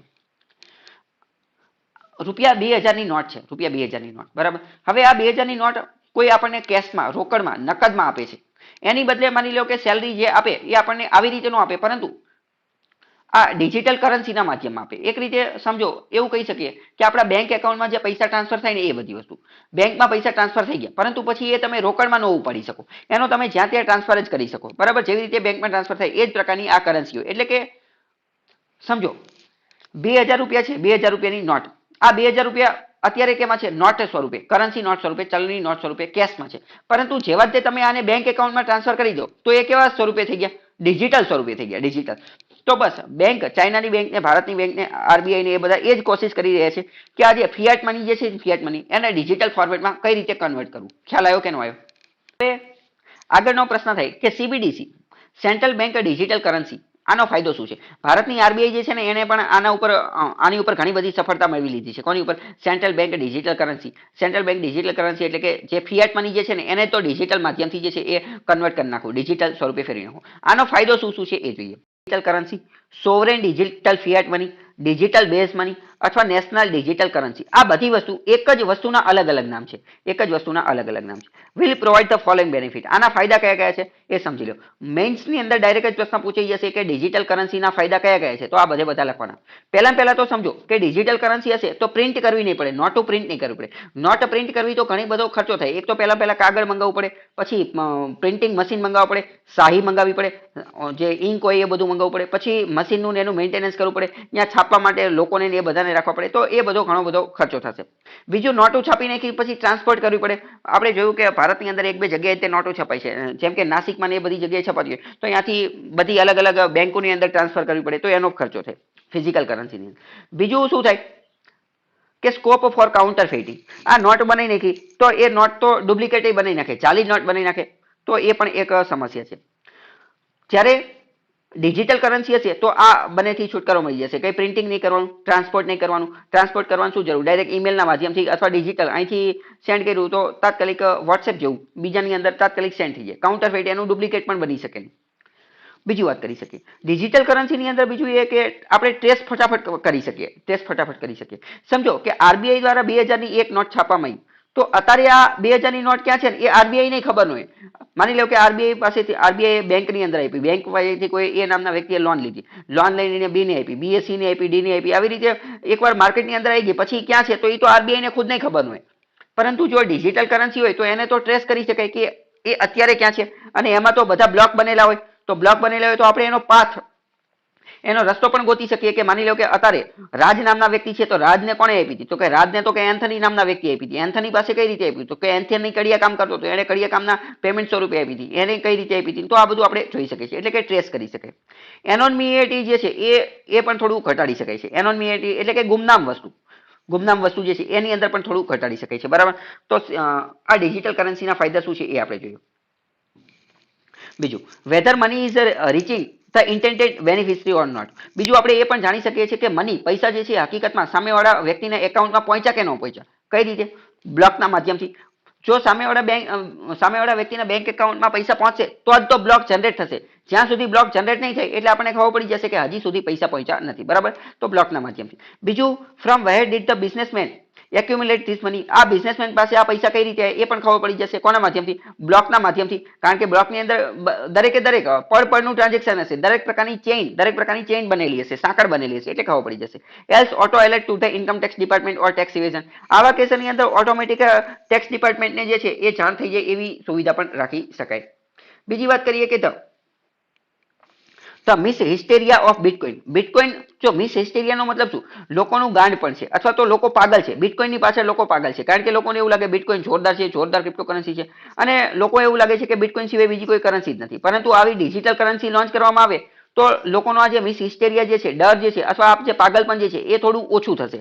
કારણ કે લોકો પ્રાઇવેટ ક્રિપ્ટોકરન્સીમાં વધારે વિશ્વાસ કરવાને બદલે સરકારની ક્રિપ્ટોકરન્સીમાં જ વિશ્વાસ કરશે, એટલે એ પણ થોડું ઘટશે, અને ટેરર ફાઇનાન્સિંગ, નાર્કોટિક્સ એ ઘટાડી શકાશે. બીજું, હોમોજિનિટી એન્ડ પ્રોમ્પ્ટનેસ ઓફ ડિસ્બર્સલ. आनो मतलब शू कि त्वरित और एक रूप तरीके से पैसा हर जगह हर व्यक्ति को भेजना એટલે કે તાત્કાલિક સ્વરૂપે માની લો કે સરકાર અમુક પ્રકારની સહાય આપતી હોય આજે પ્રથમ લોકડાઉન જ્યારે આવ્યું હતું તો સરકારે એવું કીધું કે બધા જે જનધન એકાઉન્ટ જે છે એમાં બધા લોકોને 500 રૂપિયા આપવામાં આવશે તો આ તો સારું બધા લોકો પાસે જનધન એકાઉન્ટ છે તો તાત્કાલિક મોકલી શકે પરંતુ માની લો કે કોઈ પાસે બેંક એકાઉન્ટ જ નથી તો ત્યારે જો આ પ્રકારની વ્યવસ્થા છે તો તાત્કાલિક તે સિંગલ ક્લિક એકવાર ક્લિક કરી દીધી જેટલા કસ્ટમર હશે બધાના એકાઉન્ટની અંદર જે છે એ પૈસા આવી શકે પૈસા સેન્ડ કરી શકે તો આવું ફાયદો કરાવી શકે જ્યારે આવી મહામારી કે એવું આવી જાય અથવા સરકાર બેનિફિશરી લાભાર્થીને પૈસા મોકલવા છે એક સાથે ત્યારે જો એ જ લખેલું છે કે with the click of a single button money could be sent to the beneficiary account લાભાર્થીના એકાઉન્ટમાં એક ક્લિકથી પૈસા મોકલી શકે એ પછી ભલે ક્યાં કાશ્મીરમાં રહેતો હોય કન્યાકુમારીમાં ગુજરાતમાં ગમે જ્યાં રહેતો હોય અહીંયા સ્કોલરશિપ મોકલી શકાય પછી જે હપ્તા મોકલવાનો હોય છે એ મોકલી શકાય જે રાહત મોકલવાની હોય તો એ બધું મોકલી શકાય સિનિયર સિટીઝન ને પેન્શન ને એ બધું મોકલી શકાય ખેડૂત લોકોને સબસિડી ને એ બધું મોકલી શકાય can be evolve into a programmable digital currency પછી ધીમે ધીમે આપણે પહેલા ડિજિટલ કરન્સી બનાવી પછી આનું થોડું ઇવોલ્યુશન કરીને એની ઉત્ક્રાંતિ કરી અને પ્રોગ્રામેબલ ડિજિટલ કરન્સી બનાવી શકાય જે કંટ્રોલ કરી શકે allocation of new money for development જેના અંતર્ગત આપણે નવા પૈસાનું અલગ અલગ સેક્ટરની અંદર નવા પૈસા પણ જનરેટ કરી શકીએ ફોર એક્ઝામ્પલ સમજીએ કે if RBI issues programmable digital રૂપી માની લો કે આરબીઆઈ પોતાની ખુદની પ્રોગ્રામિંગ દ્વારા બનાવેલી ડિજિટલ રૂપી જે છે એ બનાવે અને આરબીઆઈ એ પૈસા એસબીઆઈ ને મોકલે છે એસબીઆઈ આ પૈસા જે છે એની સ્ટુડન્ટ કોઈ વિદ્યાર્થીને લોન તરીકે આપે છે અને એની ઉપર જે છે એ ઇન્ટરેસ્ટ કમાય છે તો ઇન્ટરેસ્ટ કમાય છે તો જે ઇન્ટરેસ્ટ જે છે એ નવા જ પૈસા જે છે એ જનરેટ થાય છે નવા જ પૈસા જનરેટ થાય છે બીજું but if SBI manager tries to circulate this money as loan for buying luxury iPhone either computer system will reject it or charge interest rate to 5%. હવે માની લો કે એસબીઆઈ નો મેનેજર જે છે એ આ કોઈ સ્ટુડન્ટ લોન કોઈ વિદ્યાર્થીને લોન તરીકે પૈસા નથી આપતો પરંતુ આ પૈસા જે છે એ પોતે લઈ લે છે અથવા પોતે જે છે એ લક્ઝરી વસ્તુ ખરીદવા માટે વાપરી લે છે જેમ કે આઈફોન ખરીદવા માટે તો એનો પણ બ્લોક બની જશે તો એના બ્લોકની ઇન્ફોર્મેશન ડીકોડ કરવામાં આવશે તો ખબર પડી જશે કે આ તો બ્રાન્ચ મેનેજર જે છે એને ફ્રોડ કરેલું છે અથવા એને પોતાના યુઝ માટે પૈસા વાપરેલા છે તો શું કરશે તો કોમ્પ્યુટરની અંદર તે એવી સિસ્ટમ જનરેટ કરી શકે કે કોમ્પ્યુટર ઓટોમેટિક જ તે આ પ્રકારની રિક્વેસ્ટ જે છે એને રિજેક્ટ કરી નાખે અથવા કોમ્પ્યુટર ઓટોમેટિક જ તે આ પ્રકારની વસ્તુ હોય ને તો એનો ઇન્ટરેસ્ટ રેટ 0 કરી નાખે અથવા y% અથવા તો એનો ઇન્ટરેસ્ટ રેટ ઘણો બધો ઊંચો કરી નાખે બરાબર ઘણો હાઈ ઇન્ટરેસ્ટ રેટ કરી નાખે તો બ્રાન્ચ મેનેજરને નુકસાન જવાનું છે પરંતુ આ બધું કઈ રીતે વર્ક કરે એ આપણે જાણવાની જરૂર નથી ધીમે ધીમે આગળ આપણે સમજી જઈશું પરંતુ અહીંયા હું તમને એક ટોપિક સમજાવવાની કોશિશ કરું બરાબર મની જનરેશન આગળ પણ આપણે આ ટોપિક વાત કરીશું પરંતુ અત્યારે થોડોક બેઝિક આઈડિયા મેળવીએ મની જનરેશન ઇકોનોમી અર્થતંત્રની અંદર જે છે ને એ વારંવાર પૈસા જનરેટ થવા જરૂરી છે તમે કદાચ એવી વસ્તુ સાંભળી લેશે કે પૈસા બનાવે છે આપણે સૌરાષ્ટ્રમાં એવી કહેવત જે છે એ ખૂબ જાણીતી છે કે પૈસા બનાવે છે આ શું છે એ હકીકતમાં ઇકોનોમીની અંદર ચાલતું જ રહે છે અને જો કોઈ પણ દેશના અર્થતંત્રએ ગ્રો કરવું હોય વિકસતું રહેવું હોય ધબકતું રહેવું હોય તો પૈસો બનાવે છે એ વાતને ચાલુ રહેવું પડે કઈ રીતે એને આપણે એકદમ સાદા ઉદાહરણથી સમજીએ માની લો કે કોઈ વસ્તુ છે જ નહીં બેંક આરબીઆઈ ફલાણું ઢેકણું લોકડું પૂછતું કઈ છે જ નહીં માની લો કે ખાલી એક વ્યક્તિ છે કે જેની પાસે 100 રૂપિયા છે એક જ વ્યક્તિ છે એ નામનો એક જ વ્યક્તિ છે જેની પાસે 100 રૂપિયા છે બરાબર હવે એક બી નામનો વ્યક્તિ છે બીજો વ્યક્તિ એ બી નામનો વ્યક્તિ જે છે એ નામના વ્યક્તિ પાસે જઈ અને કહે છે કે મારે લોન જોઈએ છે મારે શું જોઈએ છે લોન જોઈએ છે મારે 100 રૂપિયાની લોન જોઈએ તો એ નામનો વ્યક્તિ કે વાંધો નહીં 100 રૂપિયાની લોન લઈ જા પરંતુ 10% વ્યાજ લાગશે તો 100 રૂપિયાનું 10% વ્યાજ કેટલું થાય તો કે 10 રૂપિયા વ્યાજ થાય તો એક વર્ષ માટે માની લો કે આવડો આ લે બી નામનો વ્યક્તિ લોન લેશે તો શું થશે એક વર્ષ પછી એને પૈસા કેટલા આપવા પડશે 100 રૂપિયાની મૂડી 100 રૂપિયાનું પ્રિન્સિપલ એ તો આપવું જ પડશે એ ઉપરાંત 10% વ્યાજ એટલે કે 10 રૂપિયા વ્યાજ આપવું પડશે તો હવે પૈસા કેટલા થઈ ગયા 110 રૂપિયા થઈ ગયા આટલી વસ્તુ પહેલા તો તમે સમજી જ શક્યા કે નહીં હા ઓકે તો હવે અહીંયા તમે જોશો તો મેજિકલ રીતે જાદુઈ સ્વરૂપથી નવા 10 રૂપિયાનું નિર્માણ થઈ ગયું છે કારણ કે પહેલા તો 10 રૂપિયા જતા પરંતુ હવે એ 110 રૂપિયા થઈ ગયા અને હવે તમે વિચારો મેં પહેલા જ કીધું કે કઈ વસ્તુ છે જ નહીં ખાલી બે જ વ્યક્તિ છે અને નોટ પણ ખાલી 100 રૂપિયાની નોટ જ છે તો હવે નવી 10 રૂપિયાની નોટ આવશે કઈ રીતે તો આ એક રીતે મેજિકલ રીતે એટલે કે જાદુઈ સ્વરૂપે નવા પ્રકારના પૈસાનું નિર્માણ થઈ ગયું છે હવે સમજો આ જ પૈસા જે છે એ બીજા વર્ષે એક વર્ષનું 10 રૂપિયા વ્યાજ, બીજા વર્ષે ફરીથી 10% રૂપિયા, બીજા 10% વ્યાજ એટલે 10 રૂપિયા થશે, બીજા વર્ષે ઓટોમેટિક મેજિકલ રૂપિયા 120 થઈ જશે, ત્રીજા વર્ષે 130 રૂપિયા. તો આ આપણે શું સમજ્યા? Money generation. મની જનરેશન એટલે કે પૈસા કઈ રીતે જનરેટ થઈ રહ્યા છે, પૈસા જે છે વારંવાર આવી રીતે જે છે એ ઉદ્ભવ થતા રહે. તો હવે તમે સમજ્યા કે પૈસો કઈ રીતે પૈસાને બનાવે છે. પૈસો કઈ રીતે પૈસાને, કે 100 રૂપિયામાંથી 10 રૂપિયા ફટાફટ બની ગયા, એમાંથી બીજા 10 રૂપિયા બની ગયા. તો જ્યારે આવી રીતે પૈસા દ્વારા પૈસા બનતા રહે ત્યારે ઇકોનોમી જે છે એ ગ્રો કરતી રહે. ઇકોનોમી અર્થતંત્રનું ચક્ર જે છે એ ગોળ ગોળ ફરતું રહે અને લોકોને રોજગારીને એવું બધું મળતું રહે. બરાબર, ખ્યાલ આવ્યો? બરાબર. બીજી વસ્તુ સમજો, પરંતુ આ મની જનરેશન, પૈસા જનરેટ થવા માટે, પૈસા બનવા માટે એક વસ્તુ અત્યંત મહત્વની છે. પૈસા જનરેટ ક્યારે થાય? પૈસા જનરેટ ત્યારે થાય જ્યારે લોન, ક્રેડિટ, ફાઇનાન્સ આ બધી વસ્તુ જોડાયેલી હોય ને ત્યારે. લોન, ક્રેડિટ, ફાઇનાન્સ આ બધી વસ્તુનો મતલબ શું? આ બધી વસ્તુનો મતલબ એમ થાય કે ઉધાર લેવું. ઉધાર લેવું એટલે કે કોઈ પૈસા વ્યાજવા લેશે, ટકાવારીની દ્રષ્ટિએ પૈસા વ્યાજવા લેશે, ઉધાર લેશે તો જ થશે ને. નહીતર માની લો કે આપણે જોયું એ અને બી ના ઉદાહરણમાં, એ અને બી ના ઉદાહરણમાં માની લો કે એમને એમ જ પૈસા આપી દેશે, એ બી ને એમને 100 રૂપિયા એમને આપી દેશે કે ના ના કોઈ વ્યાજ લાગશે નહીં, તો થશે નહીં. તો આવી કોઈ વસ્તુ થશે નહીં. એટલે ટૂંકમાં પૈસા દ્વારા પૈસો ક્યારે બનશે? જ્યારે લોન, ક્રેડિટ, ફાઇનાન્સ ઉધારવાળી વસ્તુ જે છે એ ચાલતી હશે ત્યારે જ. અને એટલે જ તો તમે ઘણી બધી વાર મોટા લોકો, જે ગઈઢા લોકો હોય અથવા મોટિયાર લોકો, એમને એવું કહેતા પણ સાંભળેલા છે કે લોનના ને એ બધાના ચક્કરથી દૂર રહેવું. કેમ? કારણ કે આપણે પહેલા જોયું કે લોનની માયાજાળની અંદર અમુક વાર વ્યક્તિ ફસાઈ જાય તો એવો ફસાઈ જાય કે એક લોન લીધી, બરાબર, હવે એક લોનને ભરવા માટે બીજી લોન લે, બીજી લોનને ભરવા માટે ત્રીજી લોન લે. એવું શા માટે થાય છે? એવું એટલા માટે થાય છે કારણ કે મેજિકલ રીતે, જાદુઈ રીતે નવી પ્રકારના પૈસા જે છે જનરેટ થાય છે અને એવા પ્રકારના પૈસા કે જે બજારમાં અસ્તિત્વમાં જ નથી. બરાબર, ખ્યાલ આવ્યો? જેમ કે આપણે એ અને બી ના ઉદાહરણથી જોયું હતું, ફરીથી આપણે એ અને બી નું ઉદાહરણ જોઈએ તો સમજો કે આખા ગામની અંદર કોઈ રહેતું જ નથી, આખા ગામની અંદર કોઈ રહેતું જ નથી, બરાબર, ખાલી અને ખાલી આ બે લોકો જ રહે છે. તો એ પાસે 100 રૂપિયા છે, એને બી ને આપ્યું 10% વ્યાજે, તો બી એ એક વર્ષ પછી 110 રૂપિયા આપવાના. હવે સમજો પ્રેક્ટિકલ રીતે વિચારીએ ને, પ્રેક્ટિકલ વિચાર, બે જ લોકો રહે છે, તો બે જ લોકો રહેતા હોય ને તો બી ક્યારેય એને દેવું ચૂકતે કરી જ નહીં શકે. બી નો વેપાર ક્યારેય પૂરો થશે જ નહીં. કેમ? કારણ કે ખાલી એક 100 ની નોટ જ છે, તો બીજા વધારાના જે 10 રૂપિયા જે નવા જનરેટ થયા એને પાછા કઈ રીતે આપશે? એ કોઈ પણ રીતે પાછા આપી જ ન શકે.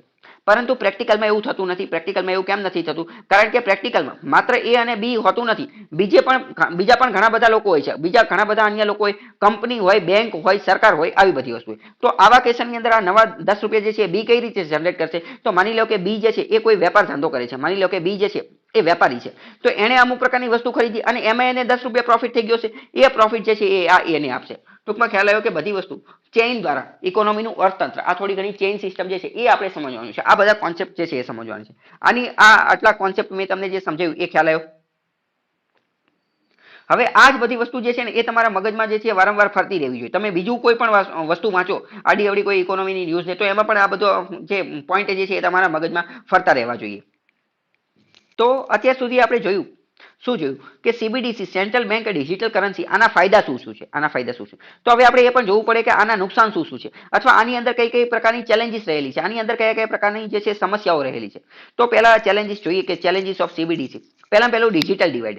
આવા કેસ આના કારણે જે છે ડિજિટલ ડિવાઇડ થઈ શકે છે. આપણે એવું કહી દીધું કે વાંધો નહીં, હાલો બધા વ્યક્તિને જે છે આ સીબીડીસી જે છે સેન્ટ્રલ બેંક ડિજિટલ કરન્સી એ ડાયરેક્ટ જ તે વ્યક્તિના એકાઉન્ટમાં ડિજિટલી ટ્રાન્સફર કરવામાં આવશે. પરંતુ ભારતની અંદર તો ઘણા બધા લોકો એવા છે કે જે ડિજિટલથી અલિપ્ત છે, એની પાસે મોબાઈલ ને ટેકનોલોજી શું છે એ જ નથી ખબર. ટેકનોલોજીની વાત છોડો, ઘણા બધા ગામડા તો એવા છે કે જ્યાં લાઇટ જ નથી. હવે લાઇટ નથી તો મોબાઈલ ને ઇન્ટરનેટ ને એ બધું તો દૂરની વસ્તુ છે. એટલે ડિજિટલ ડિવાઇડ. બીજું ફાઇનાન્શિયલ લિટરસી. ઘણા બધા લોકોને નાણાકીય બાબતનું જ્ઞાન જ નથી. લિટરસી એટલે કે સાક્ષરતા, વિત્તીય સાક્ષરતા જ નથી. લોકોને ખબર જ નથી પડતી કે આ કઈ રીતે વર્ક કરે આ બધું, બરાબર. તો એ પણ એક બહુ મોટી સમસ્યા છે. પછી વાત કરીએ કે એક્સેસ પોઈન્ટ.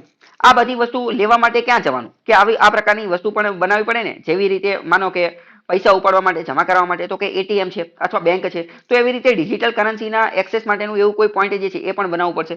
બીજું, not everyone has electronic gadget. બધા વ્યક્તિઓ પાસે ઇલેક્ટ્રોનિક ગેજેટ નથી, એટલે કે મોબાઈલ ને ટેબ્લેટ ને સ્માર્ટફોન એવું નથી. ઇન્ટરનેટ કનેક્ટિવિટી પણ બધા પાસે નથી, તો ડિજિટલ ડિવાઇડ. બીજું, not everyone knows how to operate bank account digitally. બધા લોકોને ખબર નથી હોતી કે ડિજિટલ એકાઉન્ટ જે છે એ કઈ રીતે બનાવવું એ બધું. Not every village shopkeeper accept payment in digital form. ઘણી બધી જગ્યાએ ગામડાના ને બધા વેપારી હોય અથવા અમુક વાર શહેરના વેપારી હોય, એમને કેશમાં રોકડામાં તે વહીવટ કરવાનો પસંદ હોય, એ ડિજિટલ ફોર્મમાં એમને પસંદ હોય. બીજું, આમાં બીજી એ પણ સમસ્યા રહેલી છે કે સાયબર સાયબર એટેક થઈ શકે છે, ન્યુક્લિયર એટેક થઈ શકે છે, ન્યુક્લિયર નેચરલ ડિઝાસ્ટર થઈ શકે છે. ઇફ ઇલેક્ટ્રોનિક ઇક્વિપમેન્ટ, માની લો કે કોઈ એક જગ્યાએ એક સર્વર જે છે, સર્વર આપણે આ બધું જે ડેટા ને એવું બધું ભેગું થશે તો એ ક્યાંક ને ક્યાંક સર્વરમાં તો સ્ટોર કરવું જ પડશે ને. આપણે કીધું કે બધા અલગ અલગ બ્લોક બનશે ને ઓલું બનશે પેલું બનશે, તો એ બ્લોક ને એ બધું કોઈ સર્વરમાં તો સ્ટોર થયેલું છે. હવે જે સર્વરમાં સ્ટોર કરેલું છે એ સર્વરને તે કોઈ નેચરલ ડિઝાસ્ટર થાય, ભૂકંપ આવે અને એ સર્વર જ આખું નાશ પામી જાય તો બધો ડેટા ગાયબ થઈ જશે. તો પછી કોની પાસે કેટલા પૈસા હતા એ બધા પણ લોચા પડશે. અથવા તો એ જે સર્વર જે છે એ સર્વર ઉપર જ કોઈ સાયબર એટેક કરી દેશે, ન્યુક્લિયર એટેક કરી દેશે, તો આવી પણ એક સમસ્યા રહેલી છે. If electronic equipment stop function, માની લો કે જે વીજાણુ સાધનો જે છે, ઇલેક્ટ્રિક સાધનો એ કામ કરવાનું બંધ થઈ ગયું તો પણ લોચા પડે. આવા કેસની અંદર ઇકોનોમી જે છે એ કામ કરતી, ફંક્શન કરતી બંધ થઈ જશે. એટલે આવી બધી ચેલેન્જીસ, આવી બધી સમસ્યાઓ પણ રહેલી છે. તો આ બધી સમસ્યાને પણ ધ્યાને લેવી જોઈએ. CBDC નું કન્ક્લુઝન, નિષ્કર્ષ જોઈએ તો નિષ્કર્ષની અંદર શું આવે? નિષ્કર્ષની અંદર આપણે એવું કહી શકીએ કે કન્સિડરિંગ અબવ ચાર્મ્સ એન્ડ ચેલેન્જીસ, ઉપરની જે ચેલેન્જીસ, ઉપરની સમસ્યાઓ જે છે એને પણ આપણે ધ્યાને લેવી જોઈએ.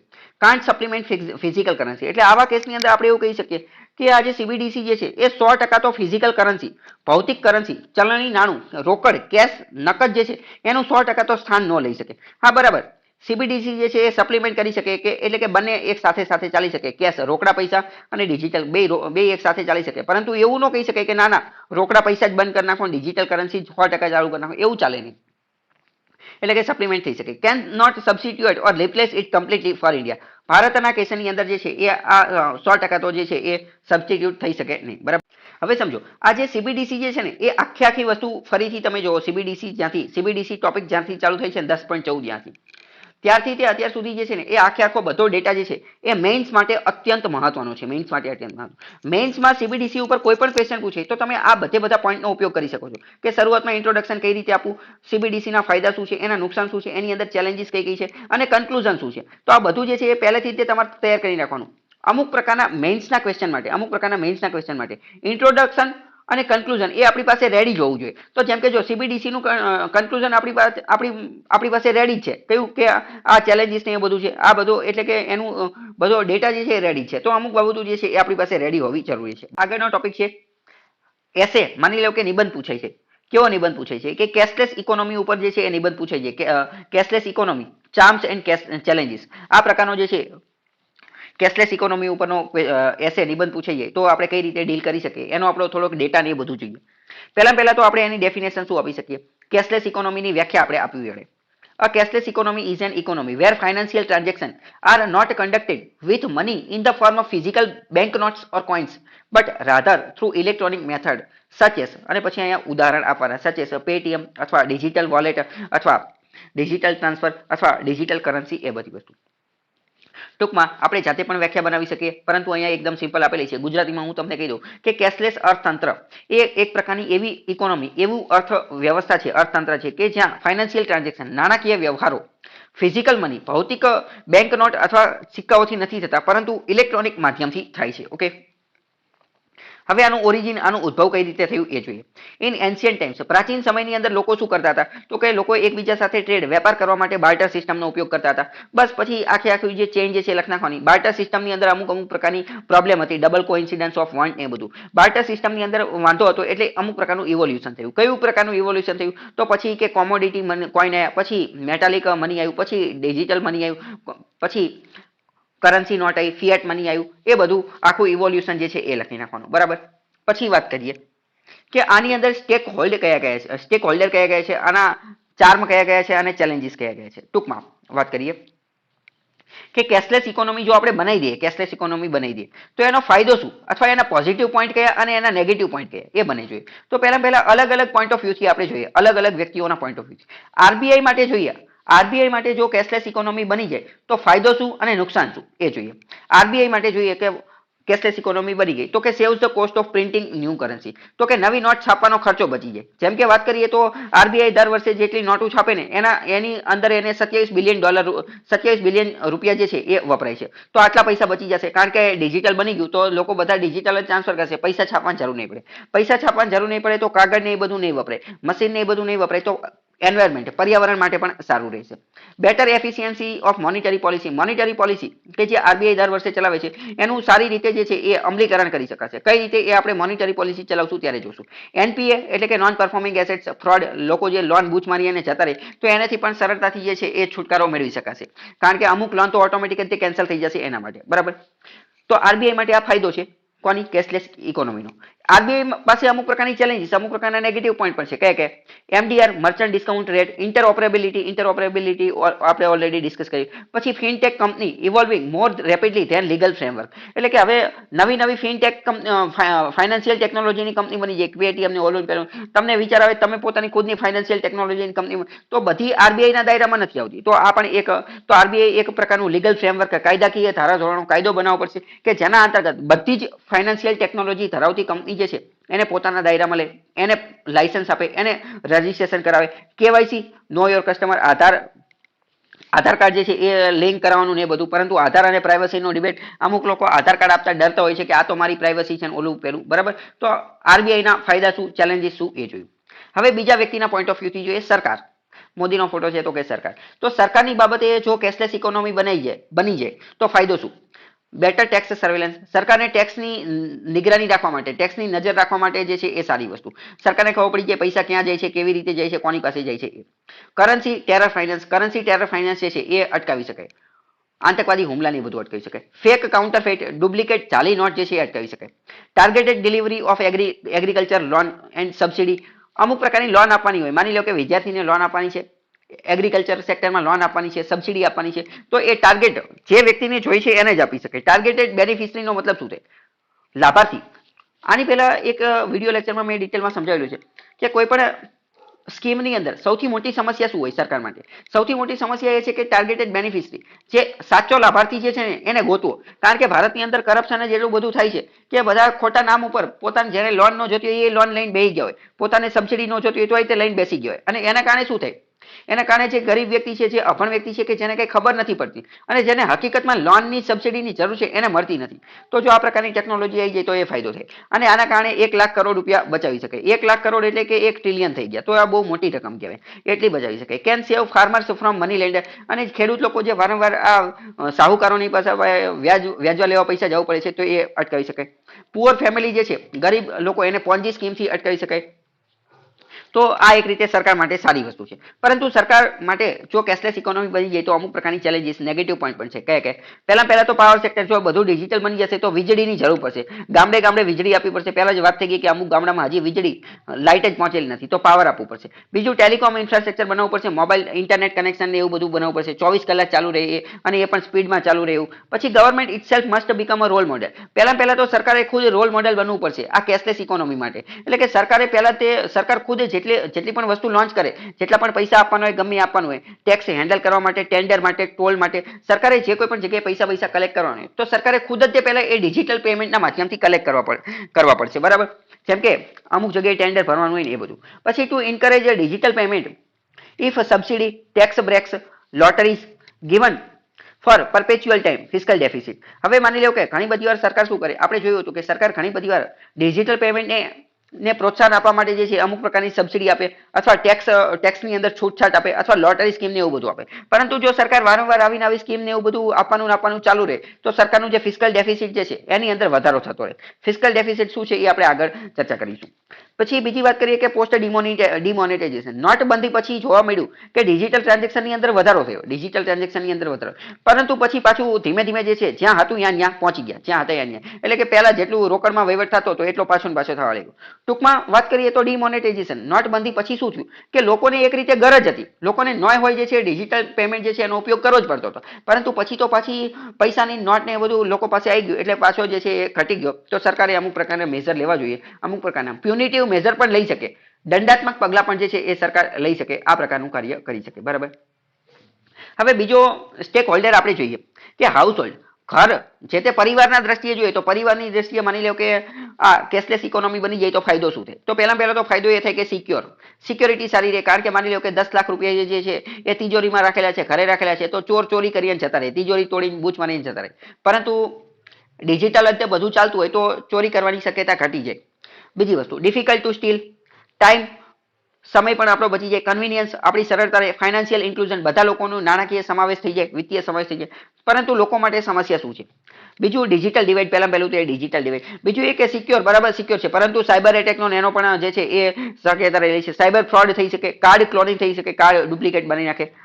પછી એનઈએફટી બીજી કાર્ડ પેમેન્ટ, ડિજિટલ પેમેન્ટ કરવા માટે પણ અમુક પ્રકારની ફી લાગતી હોય છે, તો એ પણ સમસ્યા છે. ફાઇનાન્શિયલ લિટરસી, આ બધી બાબતો છે. બીજી વસ્તુ એ કે ભારતની અંદર એક એવો ચાર્મ છે, એક એવી વસ્તુ છે કે જ્યાં સુધી લોકોને ખીચામાં પૈસા ન હોય ને, ઓરિજિનલ પૈસા ના હોય ને, ફિઝિકલ ભૌતિક પૈસા ના હોય ત્યાં સુધી એમને સિક્યુરિટી આવતી નથી. બેંકમાં ભલે કરોડો રૂપિયા પડ્યા હોય, પરંતુ અમુક વાર કેવું હોય કે અમુક વાર એમને ખીચામાં પૈસા લઈને જતા હોય ને તો જ સારું લાગે, તો જ એમને અમુક પ્રકારની સિક્યુરિટી, સુરક્ષા લાગે.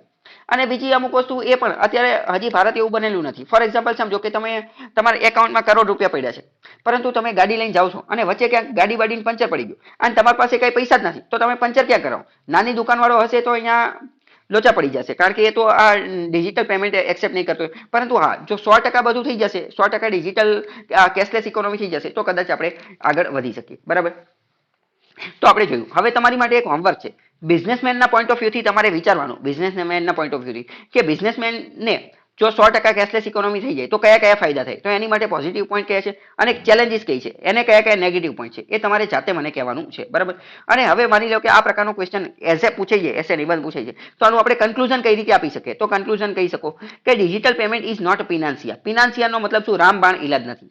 એટલે કે ડિજિટલ એવું નથી કે ડિજિટલ પેમેન્ટ આપણે લગાવી દીધું તો બધી જ સમસ્યા જે છે એનું સમાધાન થઈ જશે, ભારત રામ રાજ્ય બની જશે, પ્રજા સુખી થઈ જશે. ના ના, એવું નથી કે ડિજિટલ પેમેન્ટ એ કોઈ અક્ષર ઇલાજ નથી.